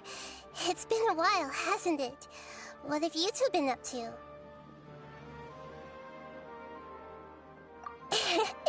Seems like you've been enjoying yourselves. How about you? What are you up to now? I'm just looking out for some leads while getting some fresh air. I noticed that I have some blurry memories after saving Ermin's soul. I almost feel like there's still something extremely important I need to do. But I can't remember what it is. What is that?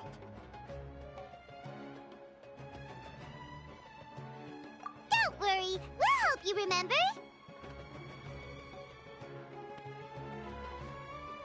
Thank you so much. Since you're willing to help, I have something I'd like to show you.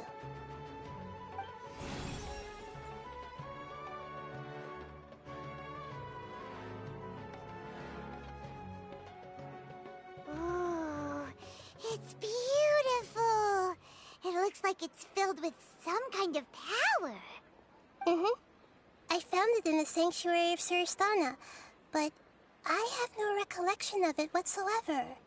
It's filled with pure elemental power that is quite similar to mine, but yet it's also a little different. It's very likely that it's connected to my foggy memory, but I can't figure out what it is.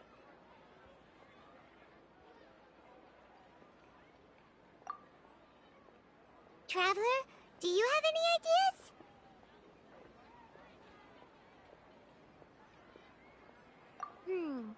You know, Nahida, we just happen to be going on an adventure right now.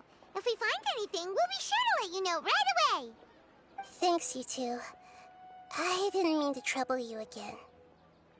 Don't mention it. Besides, it seems you've got a lot on your mind, and we'd like to help.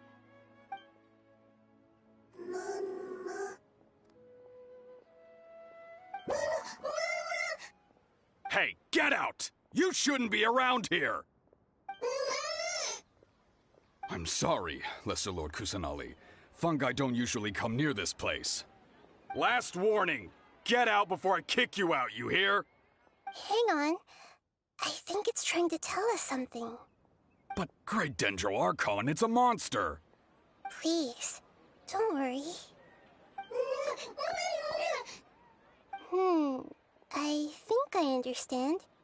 Seems that it wants us to follow it. You can understand it?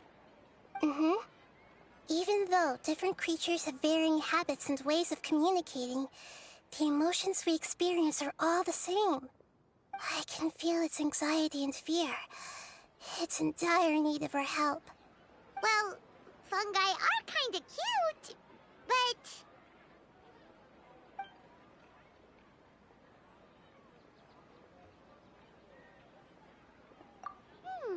that's true. Okay, let's go take a look.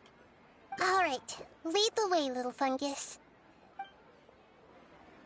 Although they all look about the same, some fungi are friendly, while others are super aggressive and attack anyone they see. It can't be helped.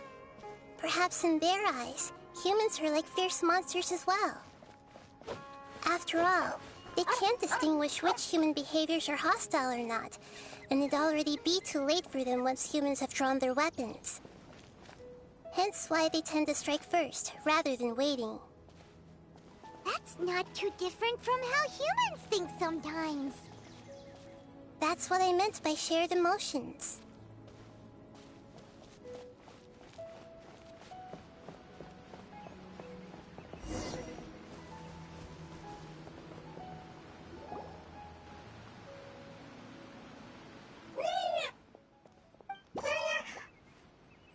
It appears it was in a hurry because of this unconscious fungus. Seems like they might be family. So maybe this fungus wanted to bring Nahida here to help its family member. Probably. Although fungi are simple creatures, they're very sensitive to elemental power. Maybe it noticed me on my way back and thought I'd be able to help. I'll take a look. I should be able to help if it's just a common illness. What is it, Nahida? Strange. Very strange. This fungus didn't develop from a spore. It's an elemental life form. Huh? An elemental life form? Yes. Although the fungi you normally see are capable of using elemental powers, they're merely borrowing elemental power from nature around them. As for this fungus, it has elemental power flowing through it. Definitely not anything like your typical fungus.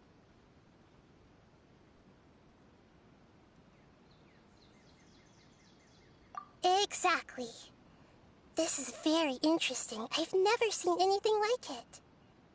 So this is a first even for Nahida. But that's not all. There's a large void within its elemental power. The void is stopping the elemental power from flowing normally, which must be why it fainted. So do you think it'll wake up if we can fill the void? Yes, and I just so happen to be good at this sort of thing. I'll see what I can do right away.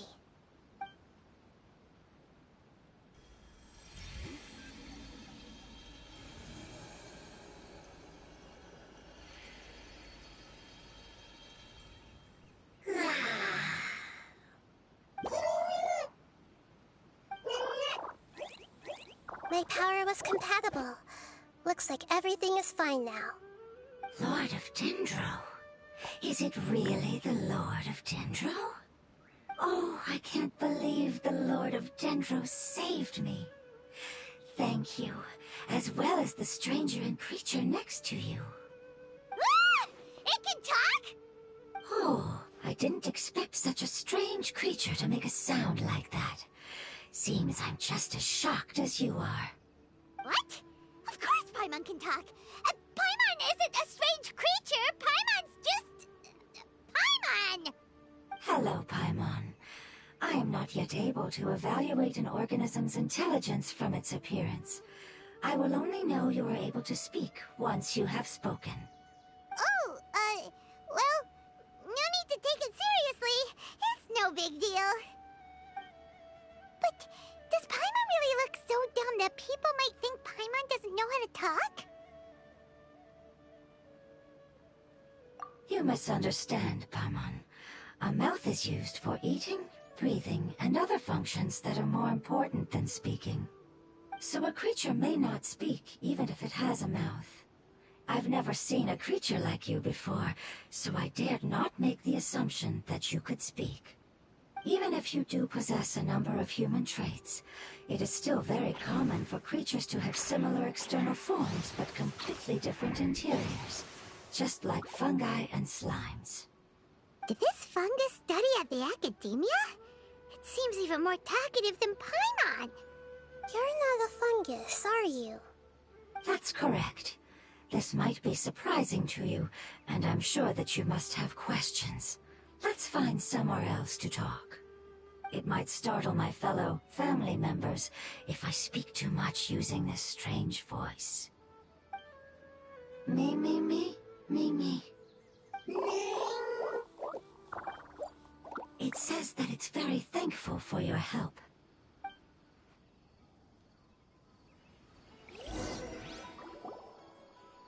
I was confident that I knew of all the creatures in Teyvat. Even if there are ones I've never seen with my own eyes, I thought I possessed all the relevant knowledge about them.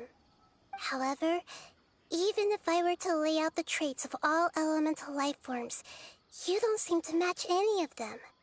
What are you? And where did you come from? I come from an ancient race. We have existed for a very long time, possibly longer than any records in existence. My home was filled with flowing water and great mountains. Lush grass covered the land, and my family and I lived in bliss and happiness. Until the apocalypse came and changed my home forever. A horrifying power consumed all there was. The seeds of catastrophe nested and grew inside of us, twisting and warping us, causing us to lose control. We were victims of the apocalypse, yet in time, we also became the apocalypse itself. The apocalypse? I'm not sure what it means either. It sounds like some kind of old fable. It's a long and complicated story. It will take me some time to explain it clearly. Don't worry, we'll listen. Please continue. I was lucky and managed to survive. Afterward, I left with some of my family and came to Sumeru to search for a way to rescue my homeland. We came in contact with many species and learned from their cultures and knowledge, hoping to understand the truth behind the apocalypse. We later found out that humans know the power of the apocalypse and refer to it as forbidden knowledge. Your home was destroyed by forbidden knowledge? Does that mean you're from the desert? It said that they are looking for a way to save their homeland, but the catastrophe of the desert should have ended a long time ago. The Lord of Dendro is correct. We are not from the desert. I would very much like to tell you the location of my homeland, but unfortunately, I've forgotten. That may sound a little odd, as it is very important to both me and my family. Yes, how could you forget? I am a life form that was contaminated by the apocalypse. A part of my knowledge and memory was taken away as the contamination inside of me was purged. Ah, I get it now. So the void of elemental power was left behind from when the forbidden knowledge was purged. I'm sorry. I hadn't considered that kind of possibility. That's okay. Lord of Dendro, there is no need to apologize. Without your help, I would have lost more than just my knowledge and memory. And not only did you save me, but you've also already rid the world of the remaining forbidden knowledge, right? That's right. The forbidden knowledge is no more, and your homeland should be safe now. My home should be safe now. We can go home.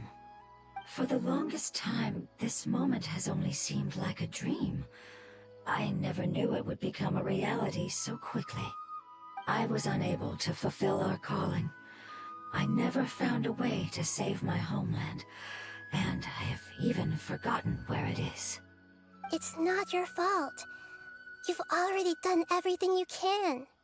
Every species paid a grave price in the fight against forbidden knowledge. This is not a responsibility you should carry on your own.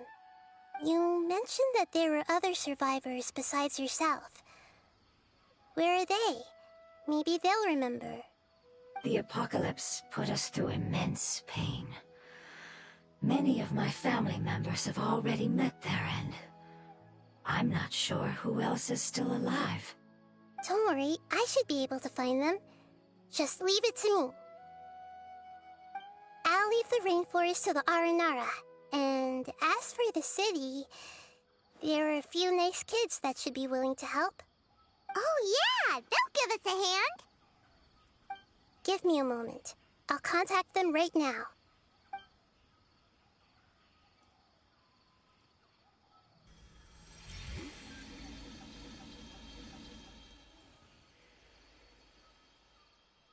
That should do it. It may take some time to find them, so let's wait for a bit. Thank you, Lord of Dendro. We all believe that you will keep your promises. The moment I saw you when I awoke, I had a feeling you were here because of the agreement. Agreement? You might not remember, but this is a prophecy that we deeply believe in. That the Lord of Dendro will bring us home once the catastrophe comes to an end. Ah, I see. I'm sorry. There are also some blurry segments in my memory as well. But I'm very concerned about your homeland. This is something I should help with. It's really no trouble to me at all. Would you all be willing to come with me somewhere as we wait? The more family members that can return home with me, the better. But didn't you say that you don't know where they are? Yes, but I know their end. I will explain it to you along the way.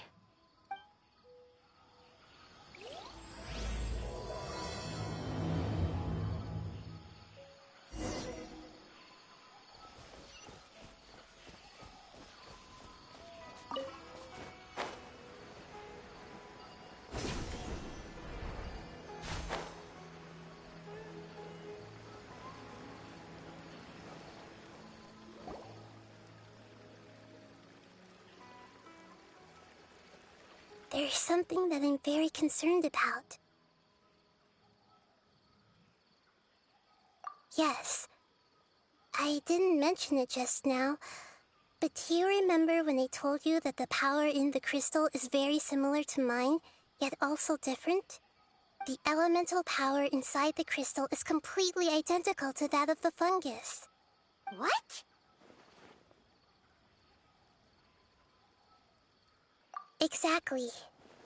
The prophecy that it mentioned was probably an agreement that I made with an elemental life form that once represented its race. I had to deal with the forbidden knowledge to save their homeland. The process, however, took away some of my memories. That sequence of events would explain the persistent feeling that I had unfinished business. Makes sense. Too bad it's unable to tell us more. Yeah, I've been trying to think of a place that fits the description of its homeland, but I'm unable to come up with anything. Agreed. I really want to send them home, so they won't have to wander around anymore.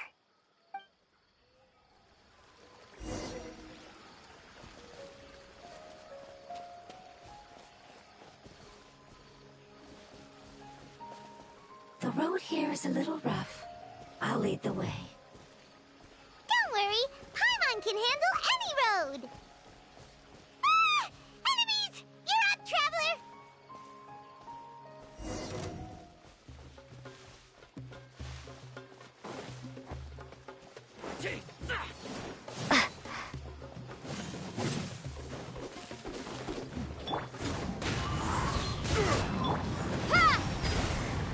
No touching!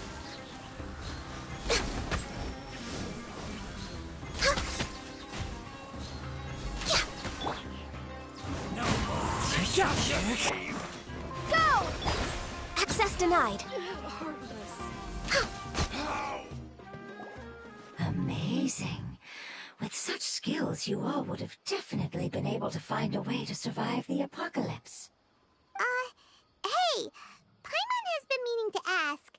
You all didn't originally look like this, did you? No, we didn't. The appearance of our kind will change according to the environment. After communicating with various living organisms in Sumeru, we discovered that fungi are the life form most adapted to live in these lands.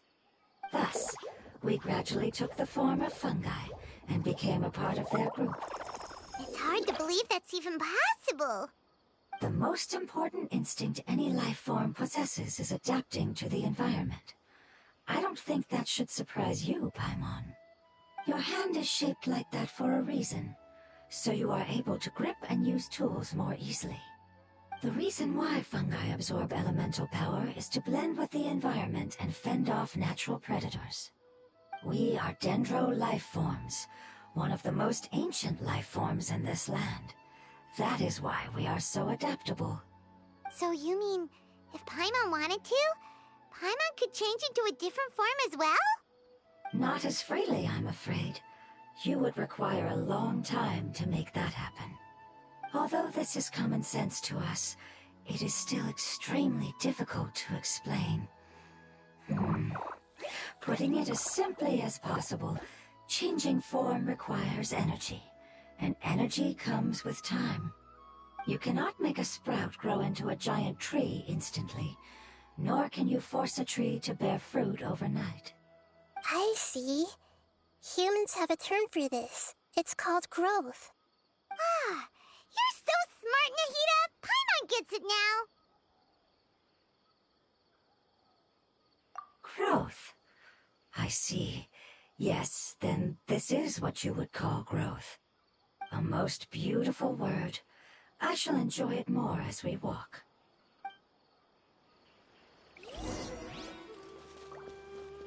How much farther is it? We're about halfway there. You're doing great, Paimon. Do you need me to carry you on my back? Huh? Oh, no! Paimon was just curious! Paimon isn't that tired. You seem to enjoy taking care of others. You think so? Does the Lord of Dendro need to be carried? That would be awkward, wouldn't it? Why don't you fly up and sit on top of my head? We can figure out who will carry who later! We have monsters here!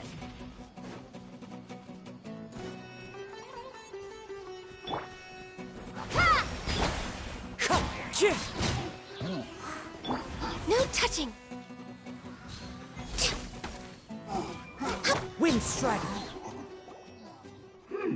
I think we may have a different understanding of carrying someone. No matter whether it's tired or not, my child is always happy when I put it on my back and give it a ride. Child? You mean the fungi we ran into earlier? Yes. One was my friend, and the other was my child. Why can't your kid speak? Because it's just a fungus. I don't want my presence to change or affect the original state of the fungi species here. However, it is slightly different from an ordinary fungus. It seems to understand some human language, so I gave it a name. Oh, then it must be a really cute name. You know, like Bongo Head. You have an odd taste for names. Huh? Paimon thinks that name is great. Strange and cute at the same time. It's a name only Paimon would be able to come up with. That's right. The name I came up with was not as creative as Paimon's. I learned it from an adventurer. Its name is... I'm sorry, but I've forgotten. Seems like I've forgotten many important things. Yes, I must remember it before I return. It's just as important as my homeland.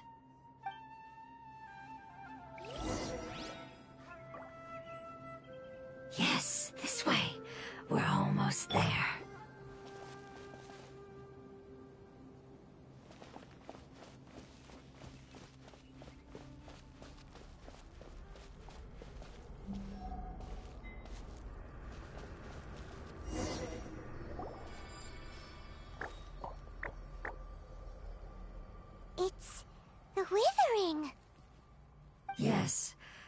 heard humans also call it that before.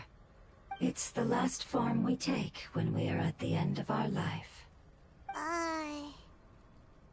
Paimon doesn't understand. It's trying to say that when they've suffered enough and reached the end of their life, they become a tumor of the withering. Yes, I would have also suffered the same fate if it wasn't for the Lord of Dendro's help. So, this is how the withering is formed? Previous research has revealed that forbidden knowledge is the root cause of the withering. But even if forbidden knowledge has been completely removed, its influence still remains, which is why the withering remains even after forbidden knowledge has disappeared. They've been tormented by forbidden knowledge for a long time. It's understandable that they will eventually become the withering. But what a sad and pitiful end. When I left my homeland, flowers like these filled the fields. Each bloom represented an individual life. They grew in the pristine lakes, in the fertile soil, in my home, and in the homes of my friends. They grew everywhere, until the world suddenly lost all its color and became tainted and murky. But it's all right. Our life essence, elemental power, still resides in this flower. After an adventurer clears the withering, I will quietly draw near the area. If I can sense the elemental power of my companions, then I take them with me. But that would mean the effects of forbidden knowledge could have... It's okay. That's not important anymore. I just hope that they can all make it back home. It's not right to leave them to simply perish in the open like this. Now that we finally have the chance to return home, each one I manage to bring back will make me that much happier. I understand. Just leave it to us. So you're worried about me? It's fine. Forbidden knowledge doesn't exist anymore. It's natural to want to be overcautious when dealing with a highly venomous snake, but when all that's left is its skeleton, there's nothing to worry about.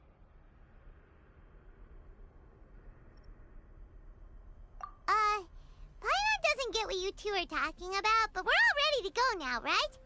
Then let's do this! We've dealt with the withering countless times already!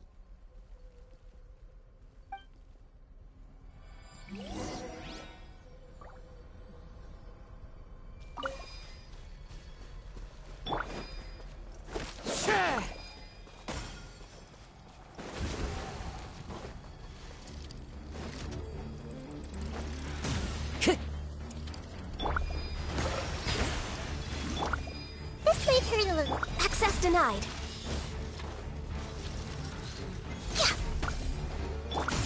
One with nature. Committed to memory. This is long overdue. Order guide you. Water jet! No touching. Next on the agenda.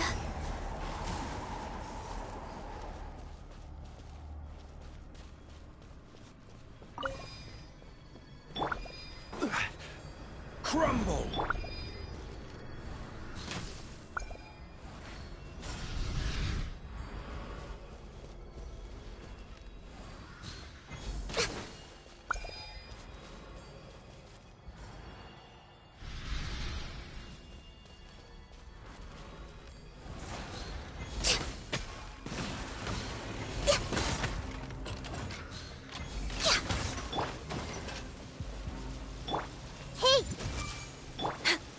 Denied.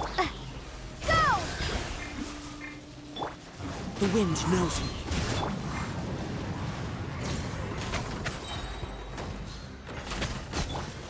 Ha!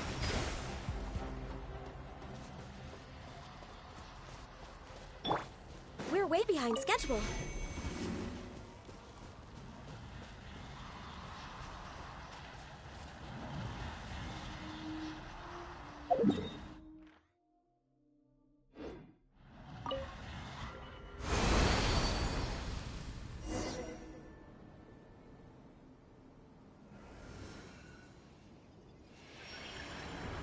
As I expected, it's the last of my kind that I'm aware of.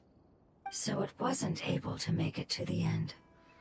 If only it could have held on just a little longer. I hope that you will be free of this pain after returning home. Just thinking about how many elemental life forms have turned into tumors of the withering makes Paimon sad. It's okay. As long as elemental power still exists, then we will still be around. An external form is but a gift of time. Through growth comes change, and even abandonment of previous forms. However, our true nature is not so easily affected. It wouldn't have come to this if we were able to cure them earlier. But I will cure all of them. Even if it's just for the sake of the rainforest and all the life forms that live in it. Thank you, Lord of Dendro. It was a wise choice for us to place our trust in you and wait. Hold on. I think I got something.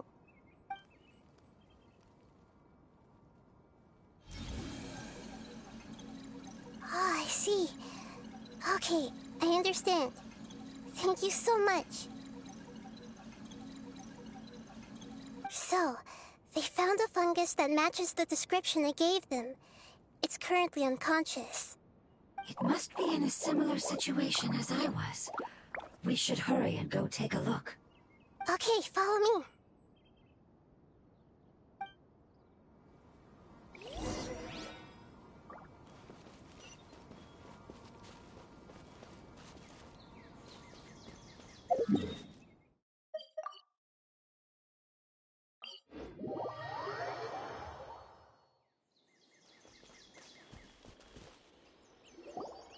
We're close now. It's just a little further inside. But there are so many fungi here. They're probably all ordinary fungi, right? Yeah, they won't be happy to see us. No fighting. These are all its family. Although we belong to different species, we've spent a long time living among the fungi. They are very important to us. They can be reasonable, as long as we try to communicate. What should we do? You're the only one who can make it through, right? But you'll need Nahida's power if you want to save that fungus. I've got an idea. Can you teach me how to change into a fungus? You want to transform into a fungus? But we don't have time for growth. Nahida is a god. Changing into a fungus should be a piece of cake for her. Even gods can't bend the laws of time so easily. Then we'll have to enter with the risk of being noticed. We may not be able to avoid a fight. But if spending some of my power will guarantee the safety of you and its family, then I'm willing to try. All right. You have great elemental power, so you may be able to do it. You will have to use power equal to that which is required to break through the limitations of time. I will lend you the relevant knowledge that I have. It should make your transformation process a little easier. All right, I'm ready. Changing into a fungus should be quite an interesting experience. Lord of Dendro, this is nothing to joke about. I am extremely serious about this. As am I. I'm not joking at all. All right! Let's not get hung up here. If it's really possible to turn into a fungus, then why don't we give it a try now? Okay. Good luck, Lord of Dendro.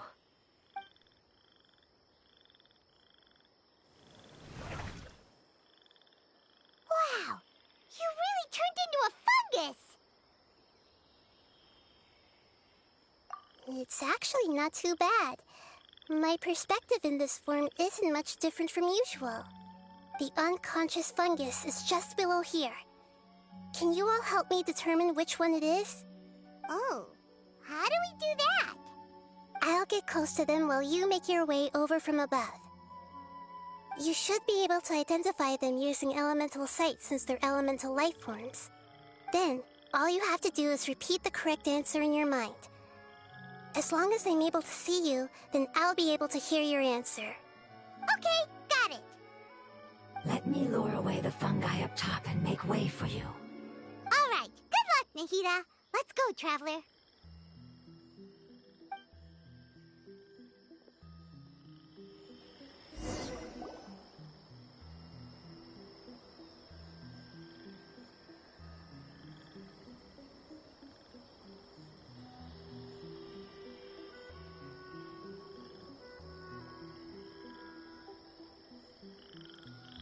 There's a fungus on patrol in the center there. It looks pretty vigilant, so I'd better go around it.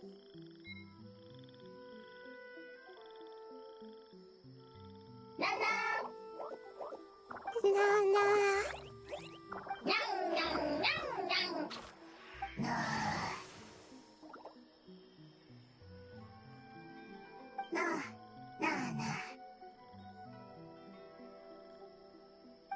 It seems they didn't notice me. It seems that fungus won't be moving for the moment. I should hurry and make my way through.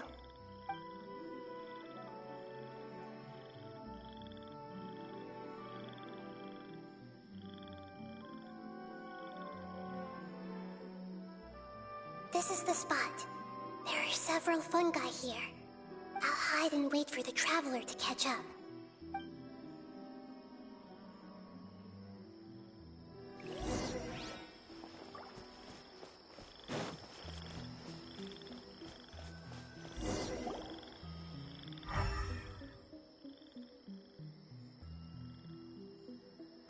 So this is the one. Understood.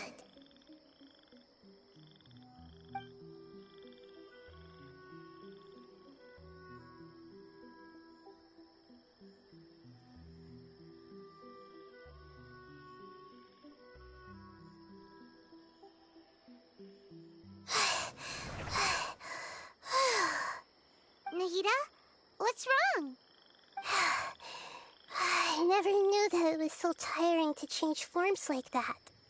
I even used the techniques that it taught me. Seems like its warnings were not unfounded. The power of time accumulates slowly and goes unnoticed. A great price is to be paid if you wish to perform drastic changes instantly. Thank you for everything you've done. All seems to have gone according to plan. Now, we simply wait for it to wake up.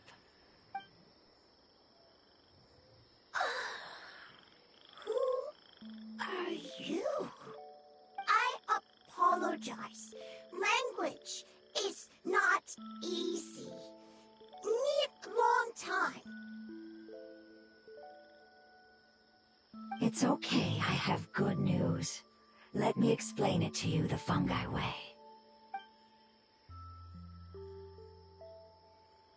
Apocalypse ended? Go home now? Yes. Unfortunately, I've forgotten where home is. I was hoping you still remembered. I remember. Really? That's great! Home, Dendro Dragon. Dendro Dragon. Ah, yes! The Dendro Dragon! I'm sorry, I just got so excited. I've probably never expressed such emotions before.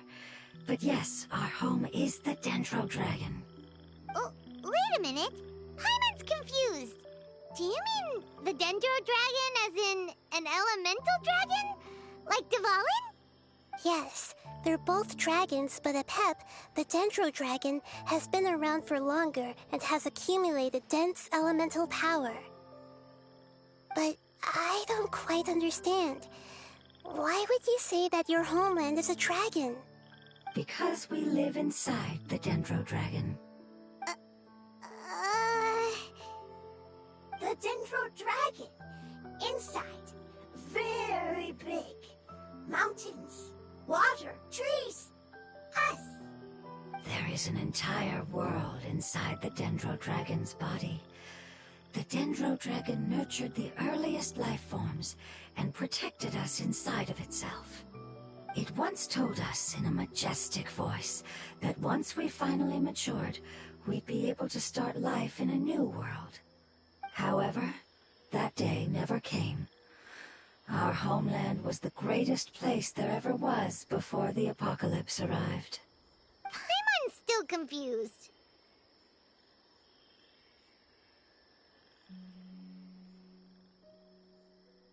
Yes, a very good example.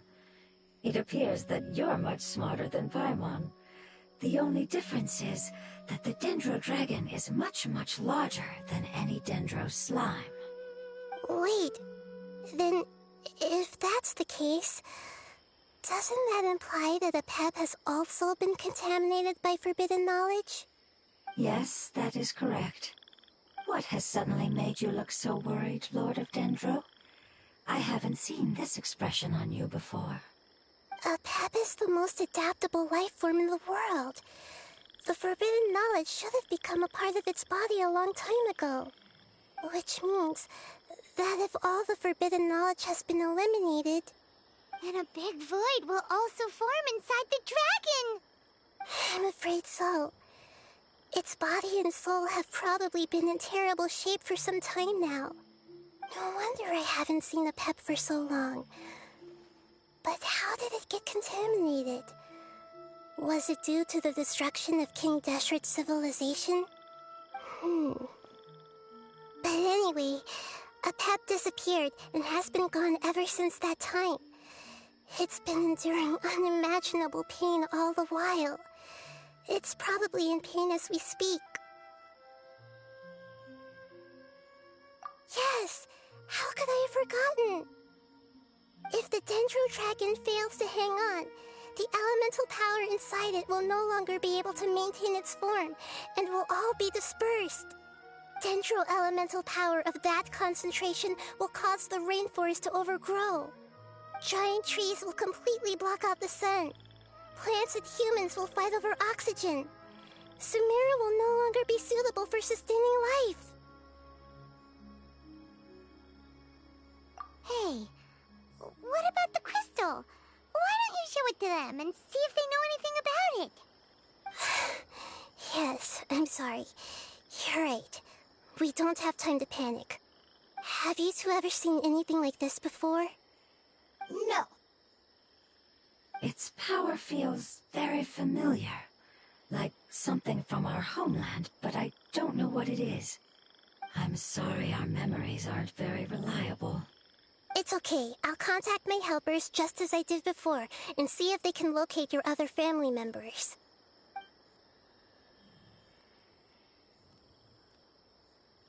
I'm counting on you all. Your info is crucial to us now.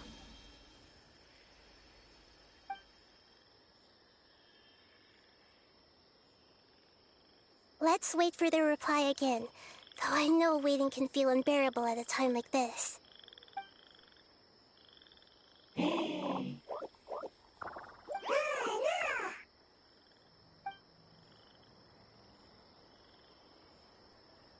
you. Family bringing fruit. I explained to them that you aren't hostile. After seeing you save it, its family is very grateful to you. Go home, thief. Hard decision. Don't know. They are weak. I worry. If waiting, then I hope. Don't worry. I understand what you are trying to say. Family is very important to us, no matter when we were actually family. It has done a lot to protect this territory and can't help but worry now that it's about to leave. Can you do one last thing for it while we wait? Of course. I can relate to how it's feeling. I need to organize my thoughts as well. Thank you. Thank you. Tend soil.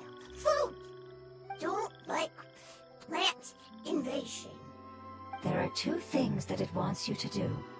One is to look after the land that the food is grown in, and the other is to drive away the plants that are trying to invade the area. Soil. There. First. Seed. Here. Paimon understood that. No need to translate. We'll take care of it right away.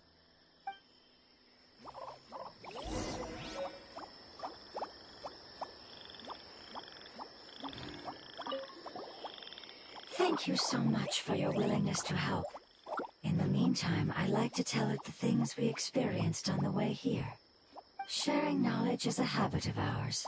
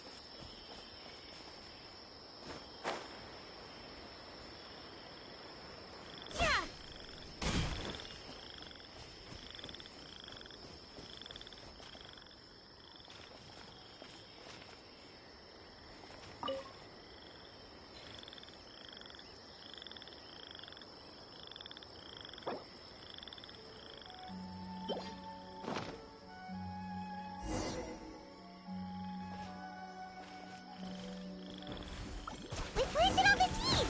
It's time to handle the invading plant life!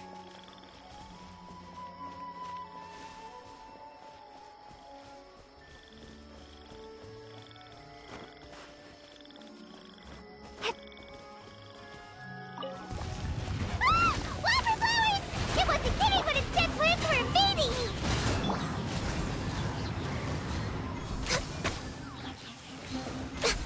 I can fix this! The wind knows me. Gah! Whew! That should be all of them. That wasn't too tough. Yeah, I've calmed down now.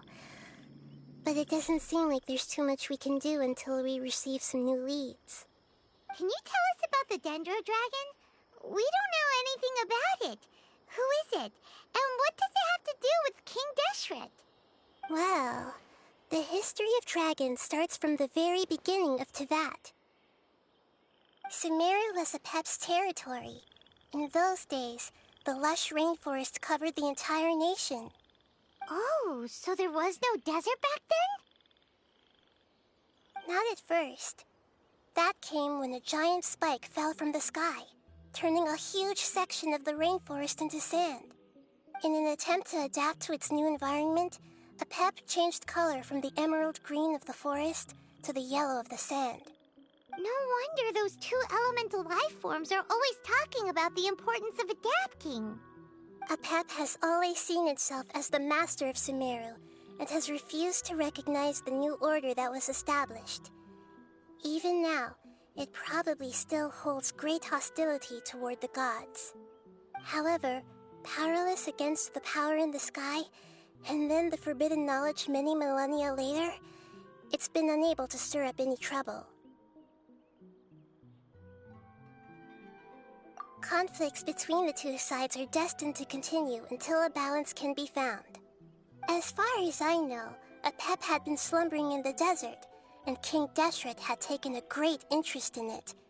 Maybe this is why Apep was contaminated. I'm not sure what may have led it to become involved, but rescuing it is definitely our top priority right now. The crystal that I have in my possession is probably the key that links the two matters together.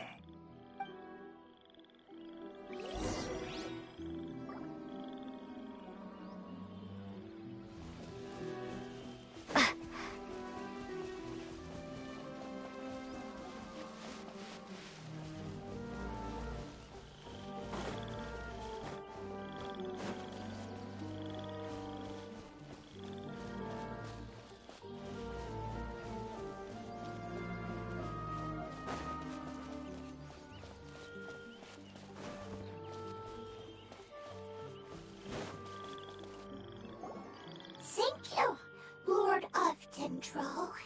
Family happy. You really like them, don't you? Family like. Do you not?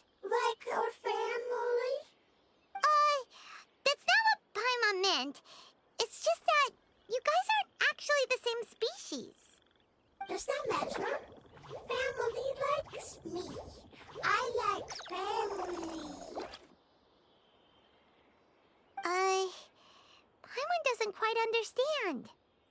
What it's trying to say is that as long as family members get along well, then nothing else matters. You place importance on appearances, but we do not. We find the experiences, knowledge, and connections we've made to be more important. These are all things that are more reliable than mere external appearances. These are the fruits of time, and the essence of what it means to grow. Oh, Paimon gets it now! Looks can always change, so what's inside of us is more important. It wouldn't matter. Paimon would still be able to recognize you right away. Oh? Understood. Thank you. Still nothing new from the forest. Seems like we won't be able to find your other family members for now. It appears we are out of leads to follow, and if no one knows how this crystal works, then the pet may be in danger. Sorry. It's okay. It isn't your fault. I don't think it's a coincidence that neither of you can remember anything about the crystal. Maybe it's because the crystal has a very close connection to forbidden knowledge, which causes memories of it to be unclear. And if that's the case, finding the other fungi still wouldn't help us at all. The crystal and the apocalypse. The apocalypse and memories. Lord of Dendro, do you still remember the prophecy? I do. What about it? The prophecy is a story that connects events of the past and the future. A family member once said that the apocalypse is a part of us, and that there is value in preserving it. The rest of the family did not approve of its opinion at the time, so it left. Preserving the apocalypse? Do you mean that there's still some that hasn't been eliminated? That's not very likely. The power of Irminsul covers every inch of the land.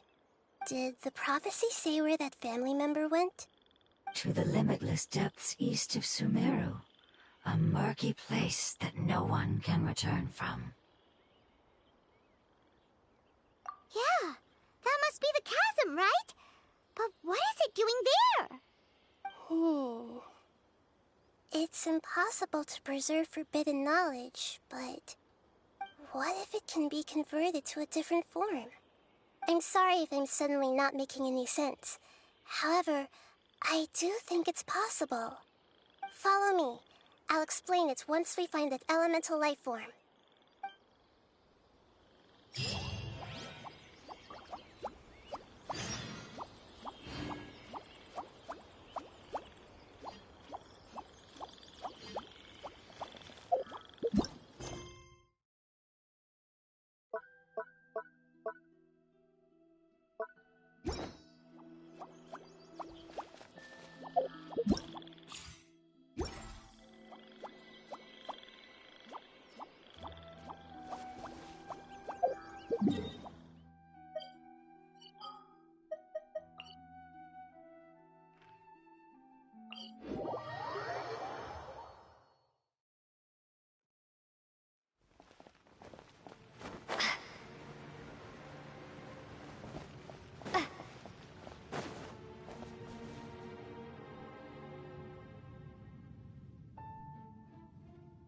So that elemental life form came all the way here on its own and spent a long time by itself? Wouldn't it already have become the Withering like the others? There is a chance that it could avoid that end, using the power of something here. I'm referring to what was used to fight against the Abyss. It once repaired the rifts of Teyvat long ago. It has the ability to purify and stabilize powers that shouldn't exist in Teyvat. Forbidden knowledge that its light has shone upon is kept here forever in a different form.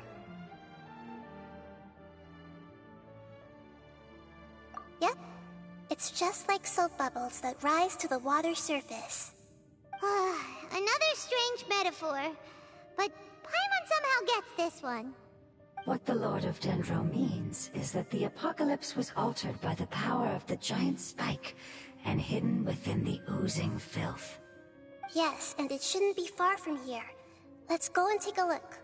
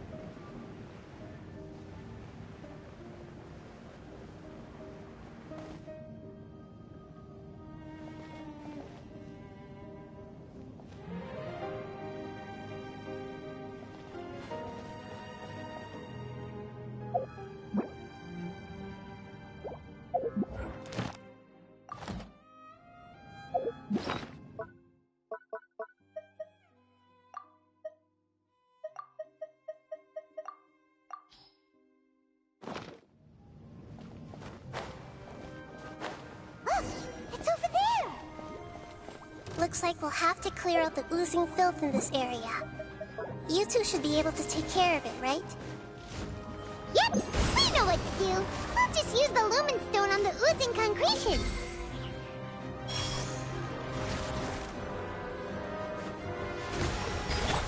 Into the wind! Shah!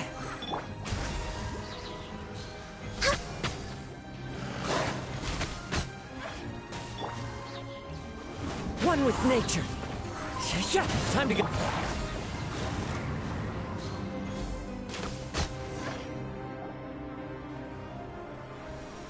Oh, we finally managed to rescue it. It should be the life form from the prophecy. That light.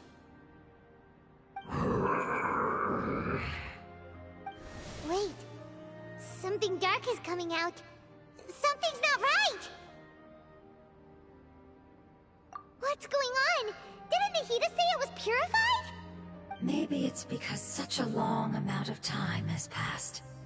Although the power of the oozing filth is more stable than that of the apocalypse, it is still a form of dangerous power. It might have lost its mind after being soaked in it for such a long time. Oh no! But we still have tons of questions we need to ask. I should be able to purge it with my elemental power.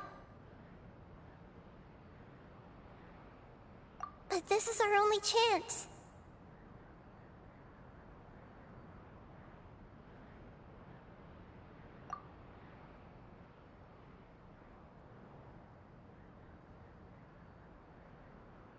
Traveler!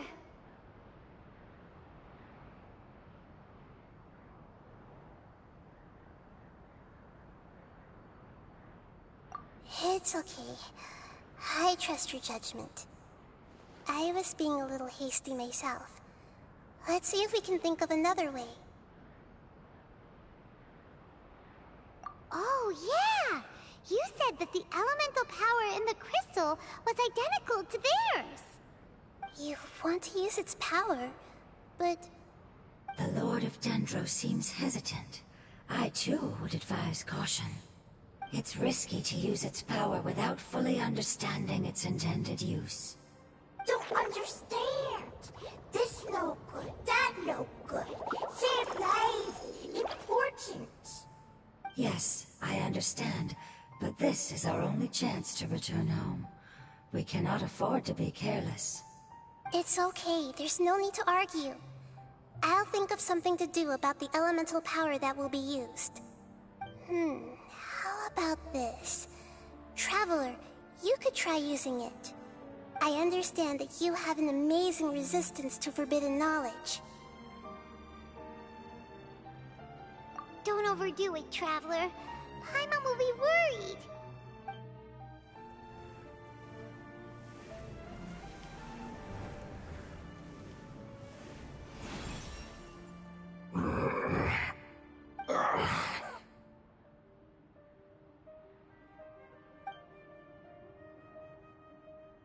Lord of Dendro, and you others, how long How long have I been waiting here? Yay! Looks like it worked! The Lord of Dendro, here in person. Does that mean the apocalypse has come to an end? Wait, did you get smaller again? I'm sorry. That portion of my memory is highly unreliable at the moment. I can't seem to remember who you are. That sounds about right. After all, the purpose of my existence is precisely for those unreliable memories you speak of. You once said that the apocalypse will be completely eradicated, and that relevant memories will become unstable. Even you couldn't promise that you'd remember our agreement after those events take place. However, you are definitely someone who stays true to your word. My sacrifice is nothing compared to your resolve. You and I made the agreement? Yes, you used your power to protect me. That is the reason why I was able to survive here. To be honest, I'm nearing my end. I had thought I'd be stronger than this. No one can withstand the power of the apocalypse. In order to preserve a somewhat stable memory, I had to change the power of the apocalypse into a different form. Only the giant spike that fell from the sky was capable of doing something like that. But the moment I chose to go through with it is the moment I lost my chance of being rescued by the Lord of Dendro. But enough about me. Lord of Dendro, let's get to the important matter at hand. As you can see, I won't last much longer. I understand, and I'm sorry, but... Can you please tell me what this is? This is a fire seed. It's an essential item for saving the Dendro Dragon. Thankfully, it appears to be in good condition. The Lord of Dendro and our people created this item together. It mimics how the Dendro Dragon's Heart of Oasis operates. The Dendro Dragon has been tormented by the apocalypse for far too long. It too is nearing the end of its power. However, if you are able to reactivate its Heart of Oasis using the Fire Seed, then the Dendro Dragon will begin to recover. And as a result, our homeland will return to the way it once was. Oh, so the Heart of Oasis is a pep source of power. No wonder the crystal was able to heal this fungus just now. That's what it's used for. What? You used the Fire Seed to save me? Mm-hmm. Why? What's wrong? That's... never mind. It's not your fault. You didn't know. The Fire Seed contains a high concentration of elemental power inside of it. It's very powerful, yet fragile at the same time. It is not stable in its current form. To prevent any accidents, please don't use it again. Since I am its creator, I will take responsibility for it. I assure you there's no need to worry. All right. Aside from being able to heal the Dendro Dragon, the Fire Seed can also resonate with the Heart of Oasis. In other words, you'll be able to find the Dendro Dragon by following the guidance of the Fire Seed. But you should hurry. There is little time to waste. What about you? Forget about me. You should hurry home now. Everyone is returning home, including you. As I told you, I've already lost my chance to be saved by the Lord of Dendro. Lord of Dendro, I thank you for coming to find me, and for being willing to save the Dendro Dragon.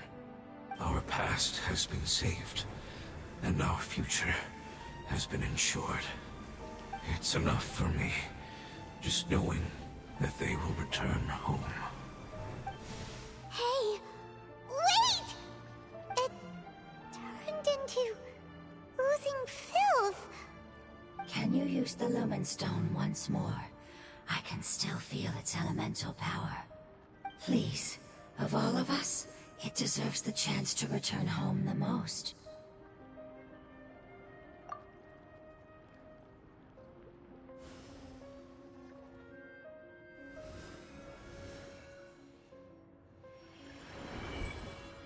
This is a small ball of light that it left behind. I can feel it. I can feel its knowledge and emotions. It has all returned to its original elemental form and is becoming one with the other family members. Do not be sad, my friends. Its wish has come true, and it's very happy right now. Because its external form doesn't matter, right? Yes, because our external form does not matter, and our home has been saved. There is nothing more important than being together with family. Let's go!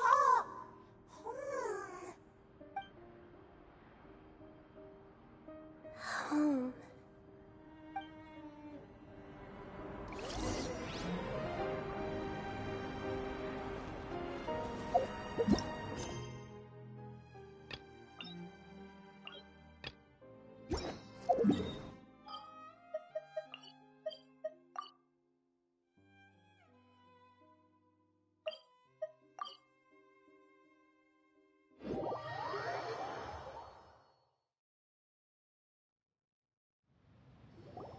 It's not much further.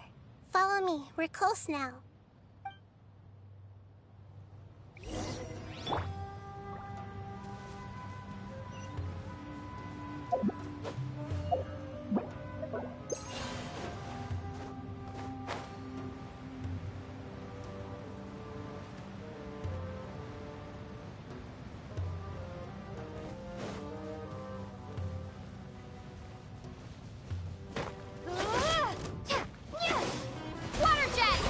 Born of ice and frost.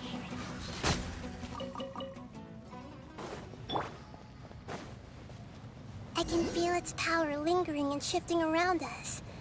Sometimes it feels distant, but other times it seems close. This is its way of warning us. It has already noticed our presence.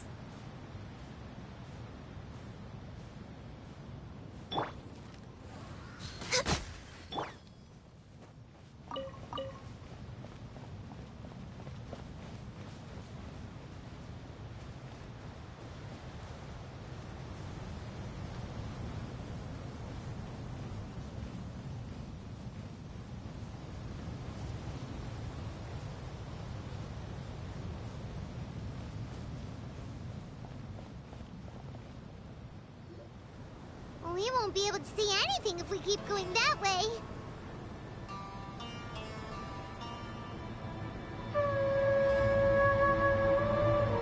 Hey, look!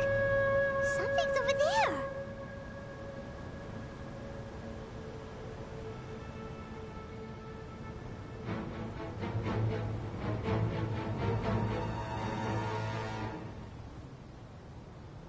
We found it. A pep. The Dendro Dragon. Paimon knew it would be big, but not that big! Puny god, puny human, leave my domain. Frail life forms like you cannot survive in the endless sands of the desert. A pep, we're here to save you. I do not need saving, especially not by you, brewer. You are no different from Amun. Both of you have only existed for a fraction of what you know as time. Yet you call yourselves lords of this land by leaning on the heavens' glow. You're better off paying attention to your path ahead, as you will fall where you've fallen before. I know that you hate both gods and humans, but you've grown too weak now. Can't you let go of your hatred? Even for only a moment? Let go. For only a moment. Foolish Booer. You will find no gratefulness from me, even if you heal me. You will only be reviving the dragon that will destroy Sumeru and the Seven Nations. No, you're ill, that's all. That I am. Time will bring death to all. It's unavoidable. Although I am gravely ill, my mind remains clear. I am different from the ancient dragons that came to terms with you. There's no need for this. There's no point in fighting. What we need is the truth. The truth. The shackles that the God of Wisdom cannot escape from. I have paid dearly for the truth, and you shall do the same soon enough. Hey! Don't leave! Careful! Something's coming. Ah! What is that? Paimon's never seen death before! It's our family. Huh? They're your family too? But they don't look anything like fungi. External form not important. Inner nature say. The composition of their elemental power is identical to ours. In other words, they're residents of our homeland. Is this what they've become after experiencing the apocalypse? This is also a form of adaptation, although a most gruesome and pitiful one. Many of our family members never made it out of the Dendro Dragon. They've gradually taken this form in order to survive the apocalypse. Is there any way to avoid fighting them? Hey! Can you guys talk? We're here to rescue you!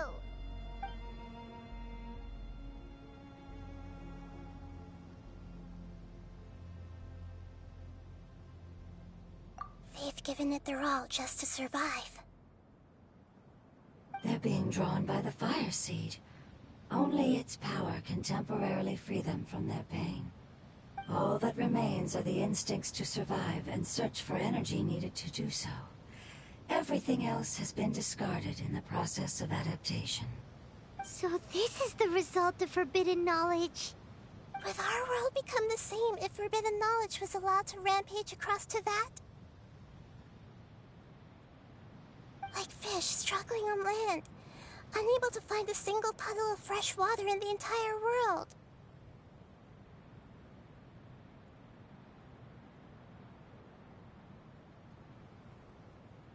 Yes, but please try to be gentle with them.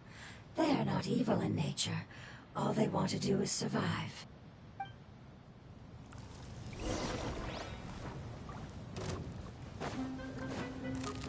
Water jet! Stabilize! Into the wind! No touching!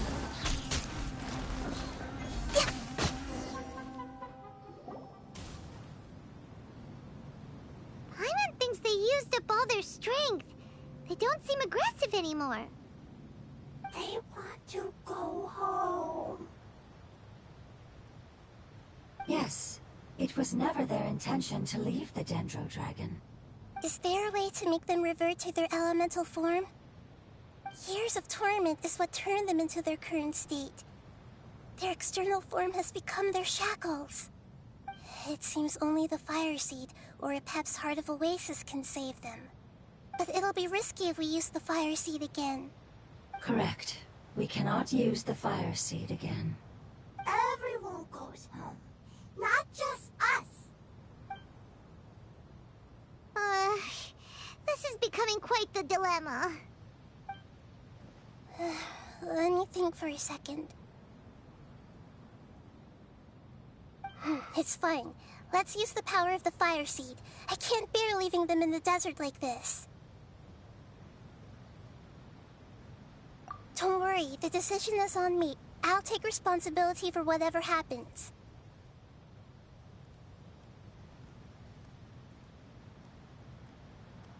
It won't require much elemental power. I'm just worried that it'll become unstable. But as long as I use my elemental power to stabilize it a little, it shouldn't be a problem. Thank you. Sorry. Stubborn. Thank you, Lord of Dendro. Returning home is the most important thing to you. I've come to understand that during our travels. I'm not doing this just to protect you, but also because I hope to use you and your experience and try speaking to Epep again. After all, that giant Dendro dragon is also your family. Maybe it would listen. I will stand with you, Lord of Dendro. I will never forget your kindness. Yes! Thank you. Alright, here it goes. Family. We will all be able to go home soon.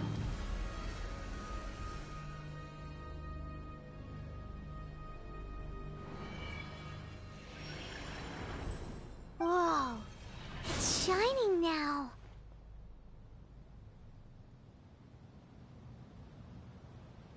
Endless amounts of knowledge and emotions are moving inside of me. They're all very excited. To imagine such growth could be achieved in such a short period of time.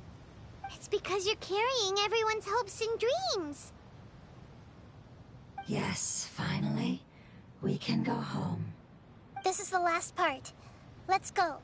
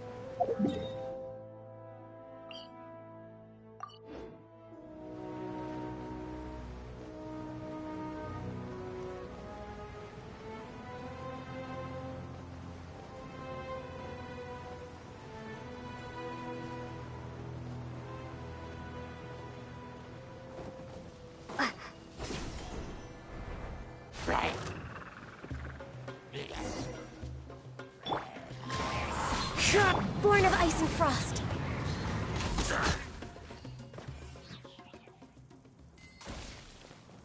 Next on the agenda...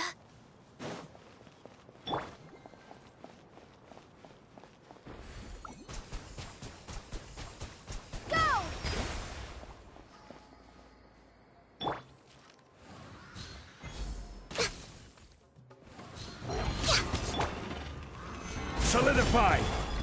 Access denied. I will have order.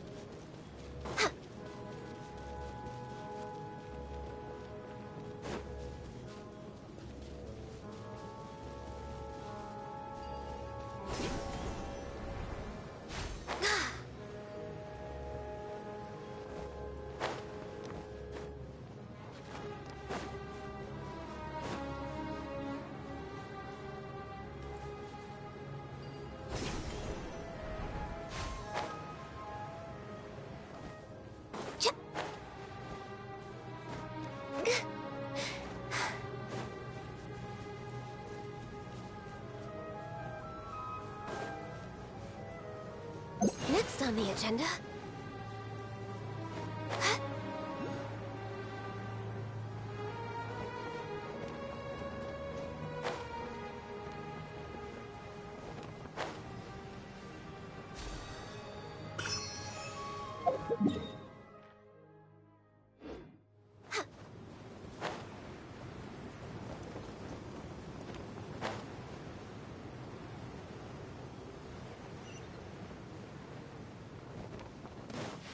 No touching! We're way behind schedule.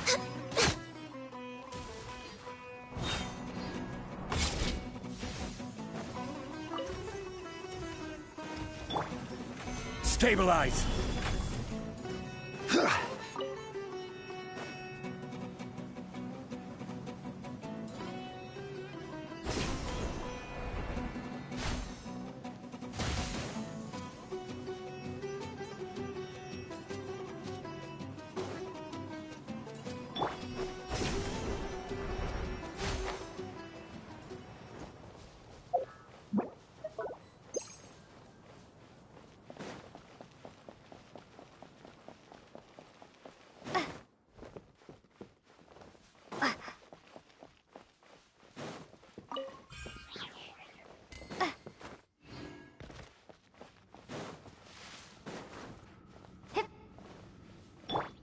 Rise!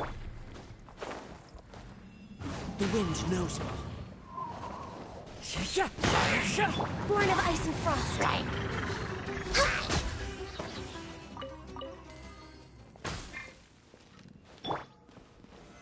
Solidify!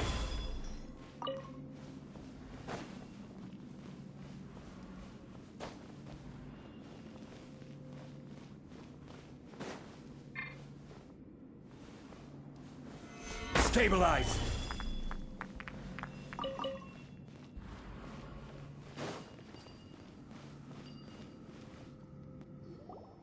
This cave is huge. Could this be where the Dendro Dragon lives? Yeah, who knows what's inside that cave? Our goal is not only to find the dragon, but to also enter the world inside of it. That will be impossible if we can't get it to cooperate with us. But how are we gonna do that?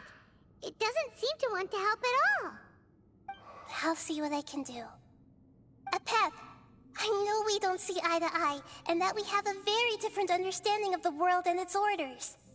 However, we are both born of elemental power, and both suffered the torment of forbidden knowledge.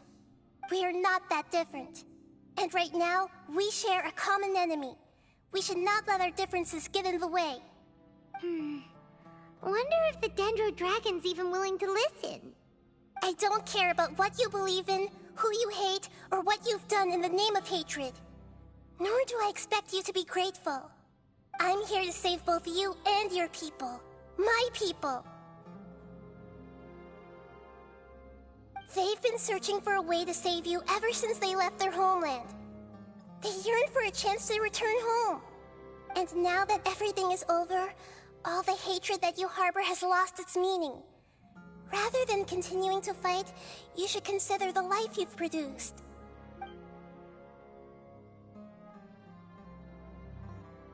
No response. Your eagerness to survive means that you haven't given up on that world yet. If you claim to know so much more than I, then why don't you truly think about why you want to survive? And why you're so vengeful?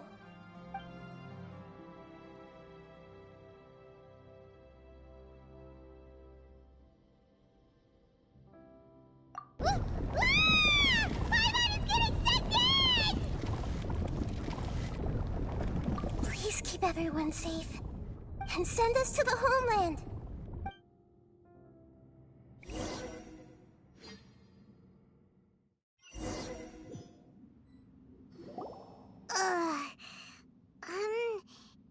Nahida, where are we? Huh? And what about the Traveler?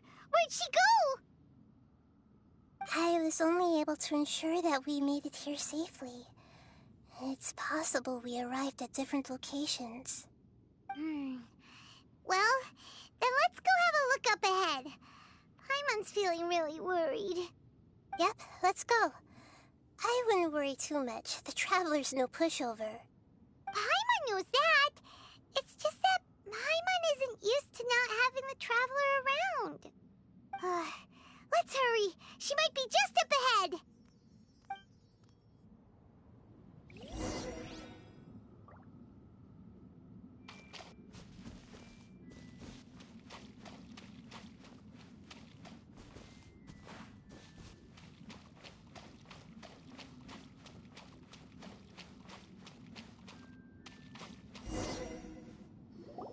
What's that? That should be the heart of Oasis. All we need to do is light it with the fire seed, and it'll restore a pep with elemental power. The damage it suffered internally will also slowly begin to heal. Then let's hurry and light it! We still need to find the Traveler! Alright, hang on.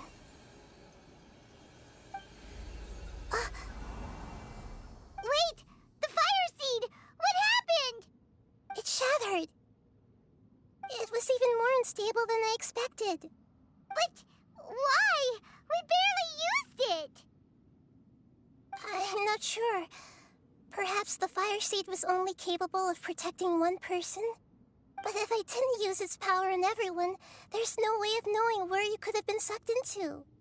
And even if that's the case, there's no reason for it to simply shatter, unless... Unless what? Unless I was already in a weakened state when I created this fire seed. Which would be when we had first saved the desert. Oh no.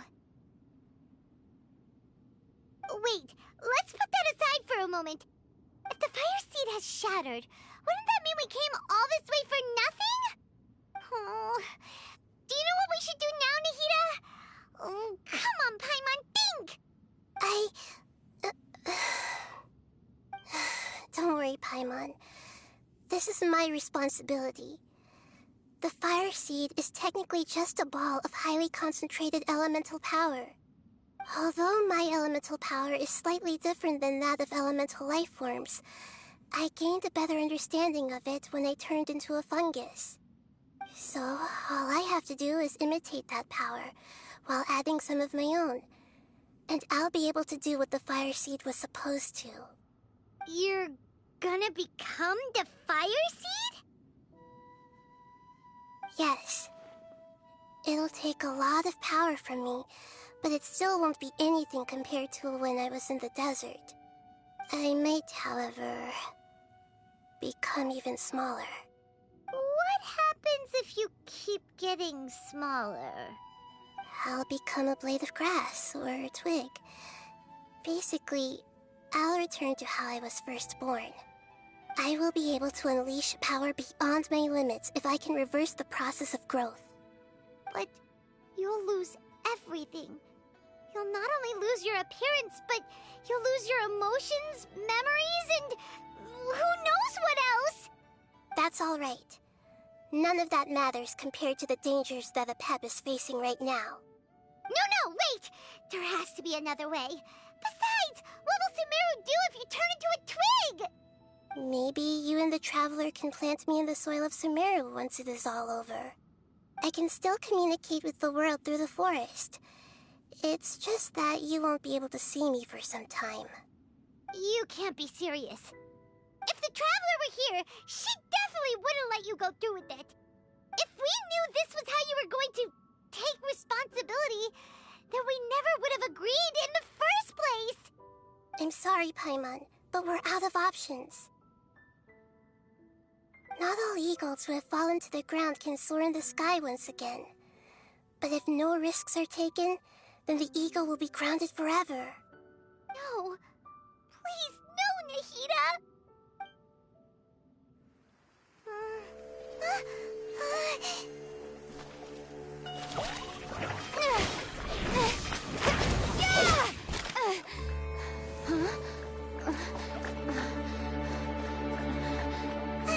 The fire seed shattered, and she's... I know. A sacrifice must be made, but not by the Lord of Dendro. We've all grown on this long journey. If the purpose of that growth was to return home, then our wishes have come true.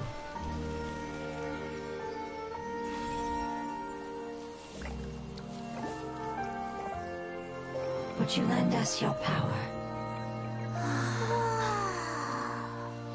You knew it would come to this. All the knowledge, language, and emotions that you have learned will be reverted into pure elemental energy. In your new homeland, nothing of who you were will remain. You won't be remembered by anyone. Is that truly the return you've always dreamed of? Lord of Dendro, don't be sad. This is not your home. We go home. Lord of Dendro should also go home.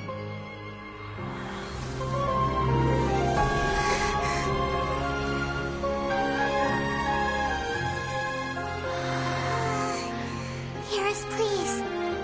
Feel our heartfelt desires. Awaken!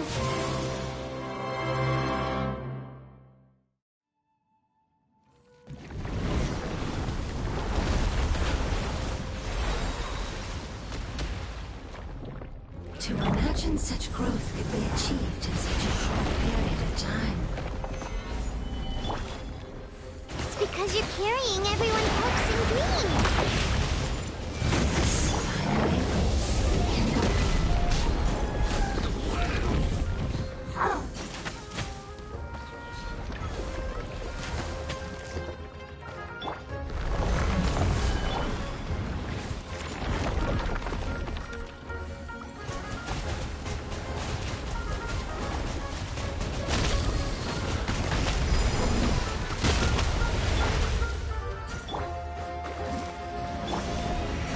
Stabilize! Born of ice and frost.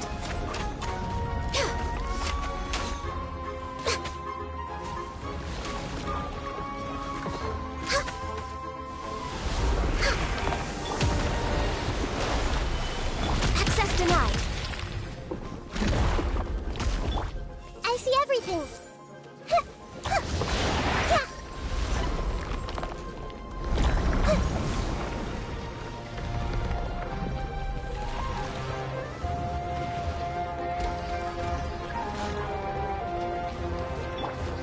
Thank you for protecting me with your elemental power. Goodbye. We may never meet again.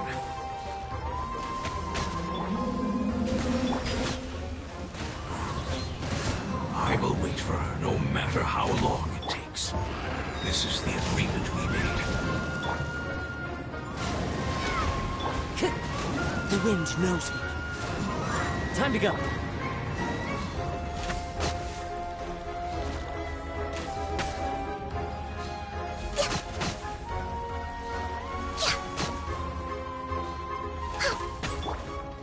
Into the wind. Access denied.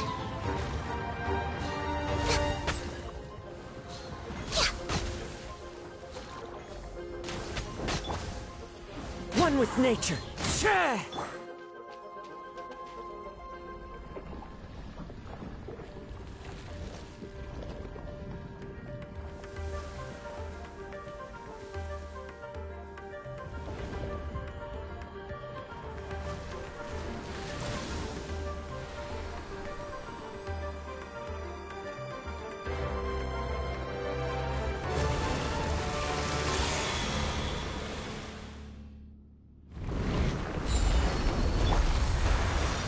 Solidify! I learned a wonderful word. It's nur, which means light. It will be your name. Good. Sounds like you like it.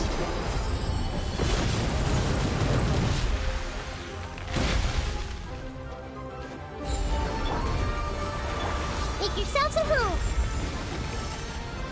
Everyone hold hands.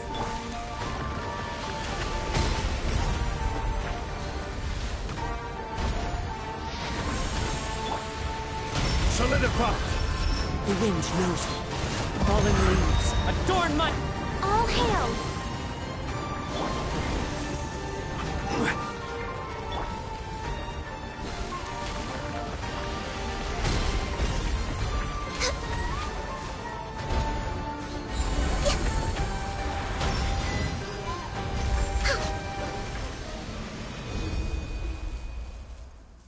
Hey!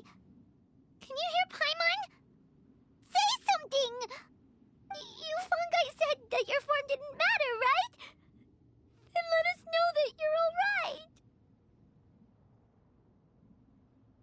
Their knowledge, memories, and emotions have been reverted to elemental power and released.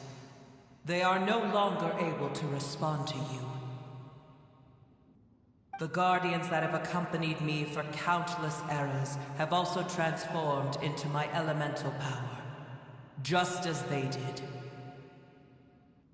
They will be born once again now that they're one. There's nothing to be sad about. But that's different! They won't ever be the same. Paimon, we will never understand it, and it will never understand us. That's how it's destined to be. But as long as you can be healthy again, then nothing else matters to me, Apep. Sumeru will be free from threat as long as your health is maintained. I thought that my rage would be kindled once my power returned to me. However, what I feel now is a feeling that has long eluded me. The feeling of peace. The forbidden knowledge influenced you ever since you were contaminated, greatly amplifying your hatred and rage. Yes, there's no denying that. Although my hatred for that usurper from beyond the heavens still stirs deep within me, destroying you and your people serves me no purpose. Be that as it may, my position still stands. And I will have nothing to do with you.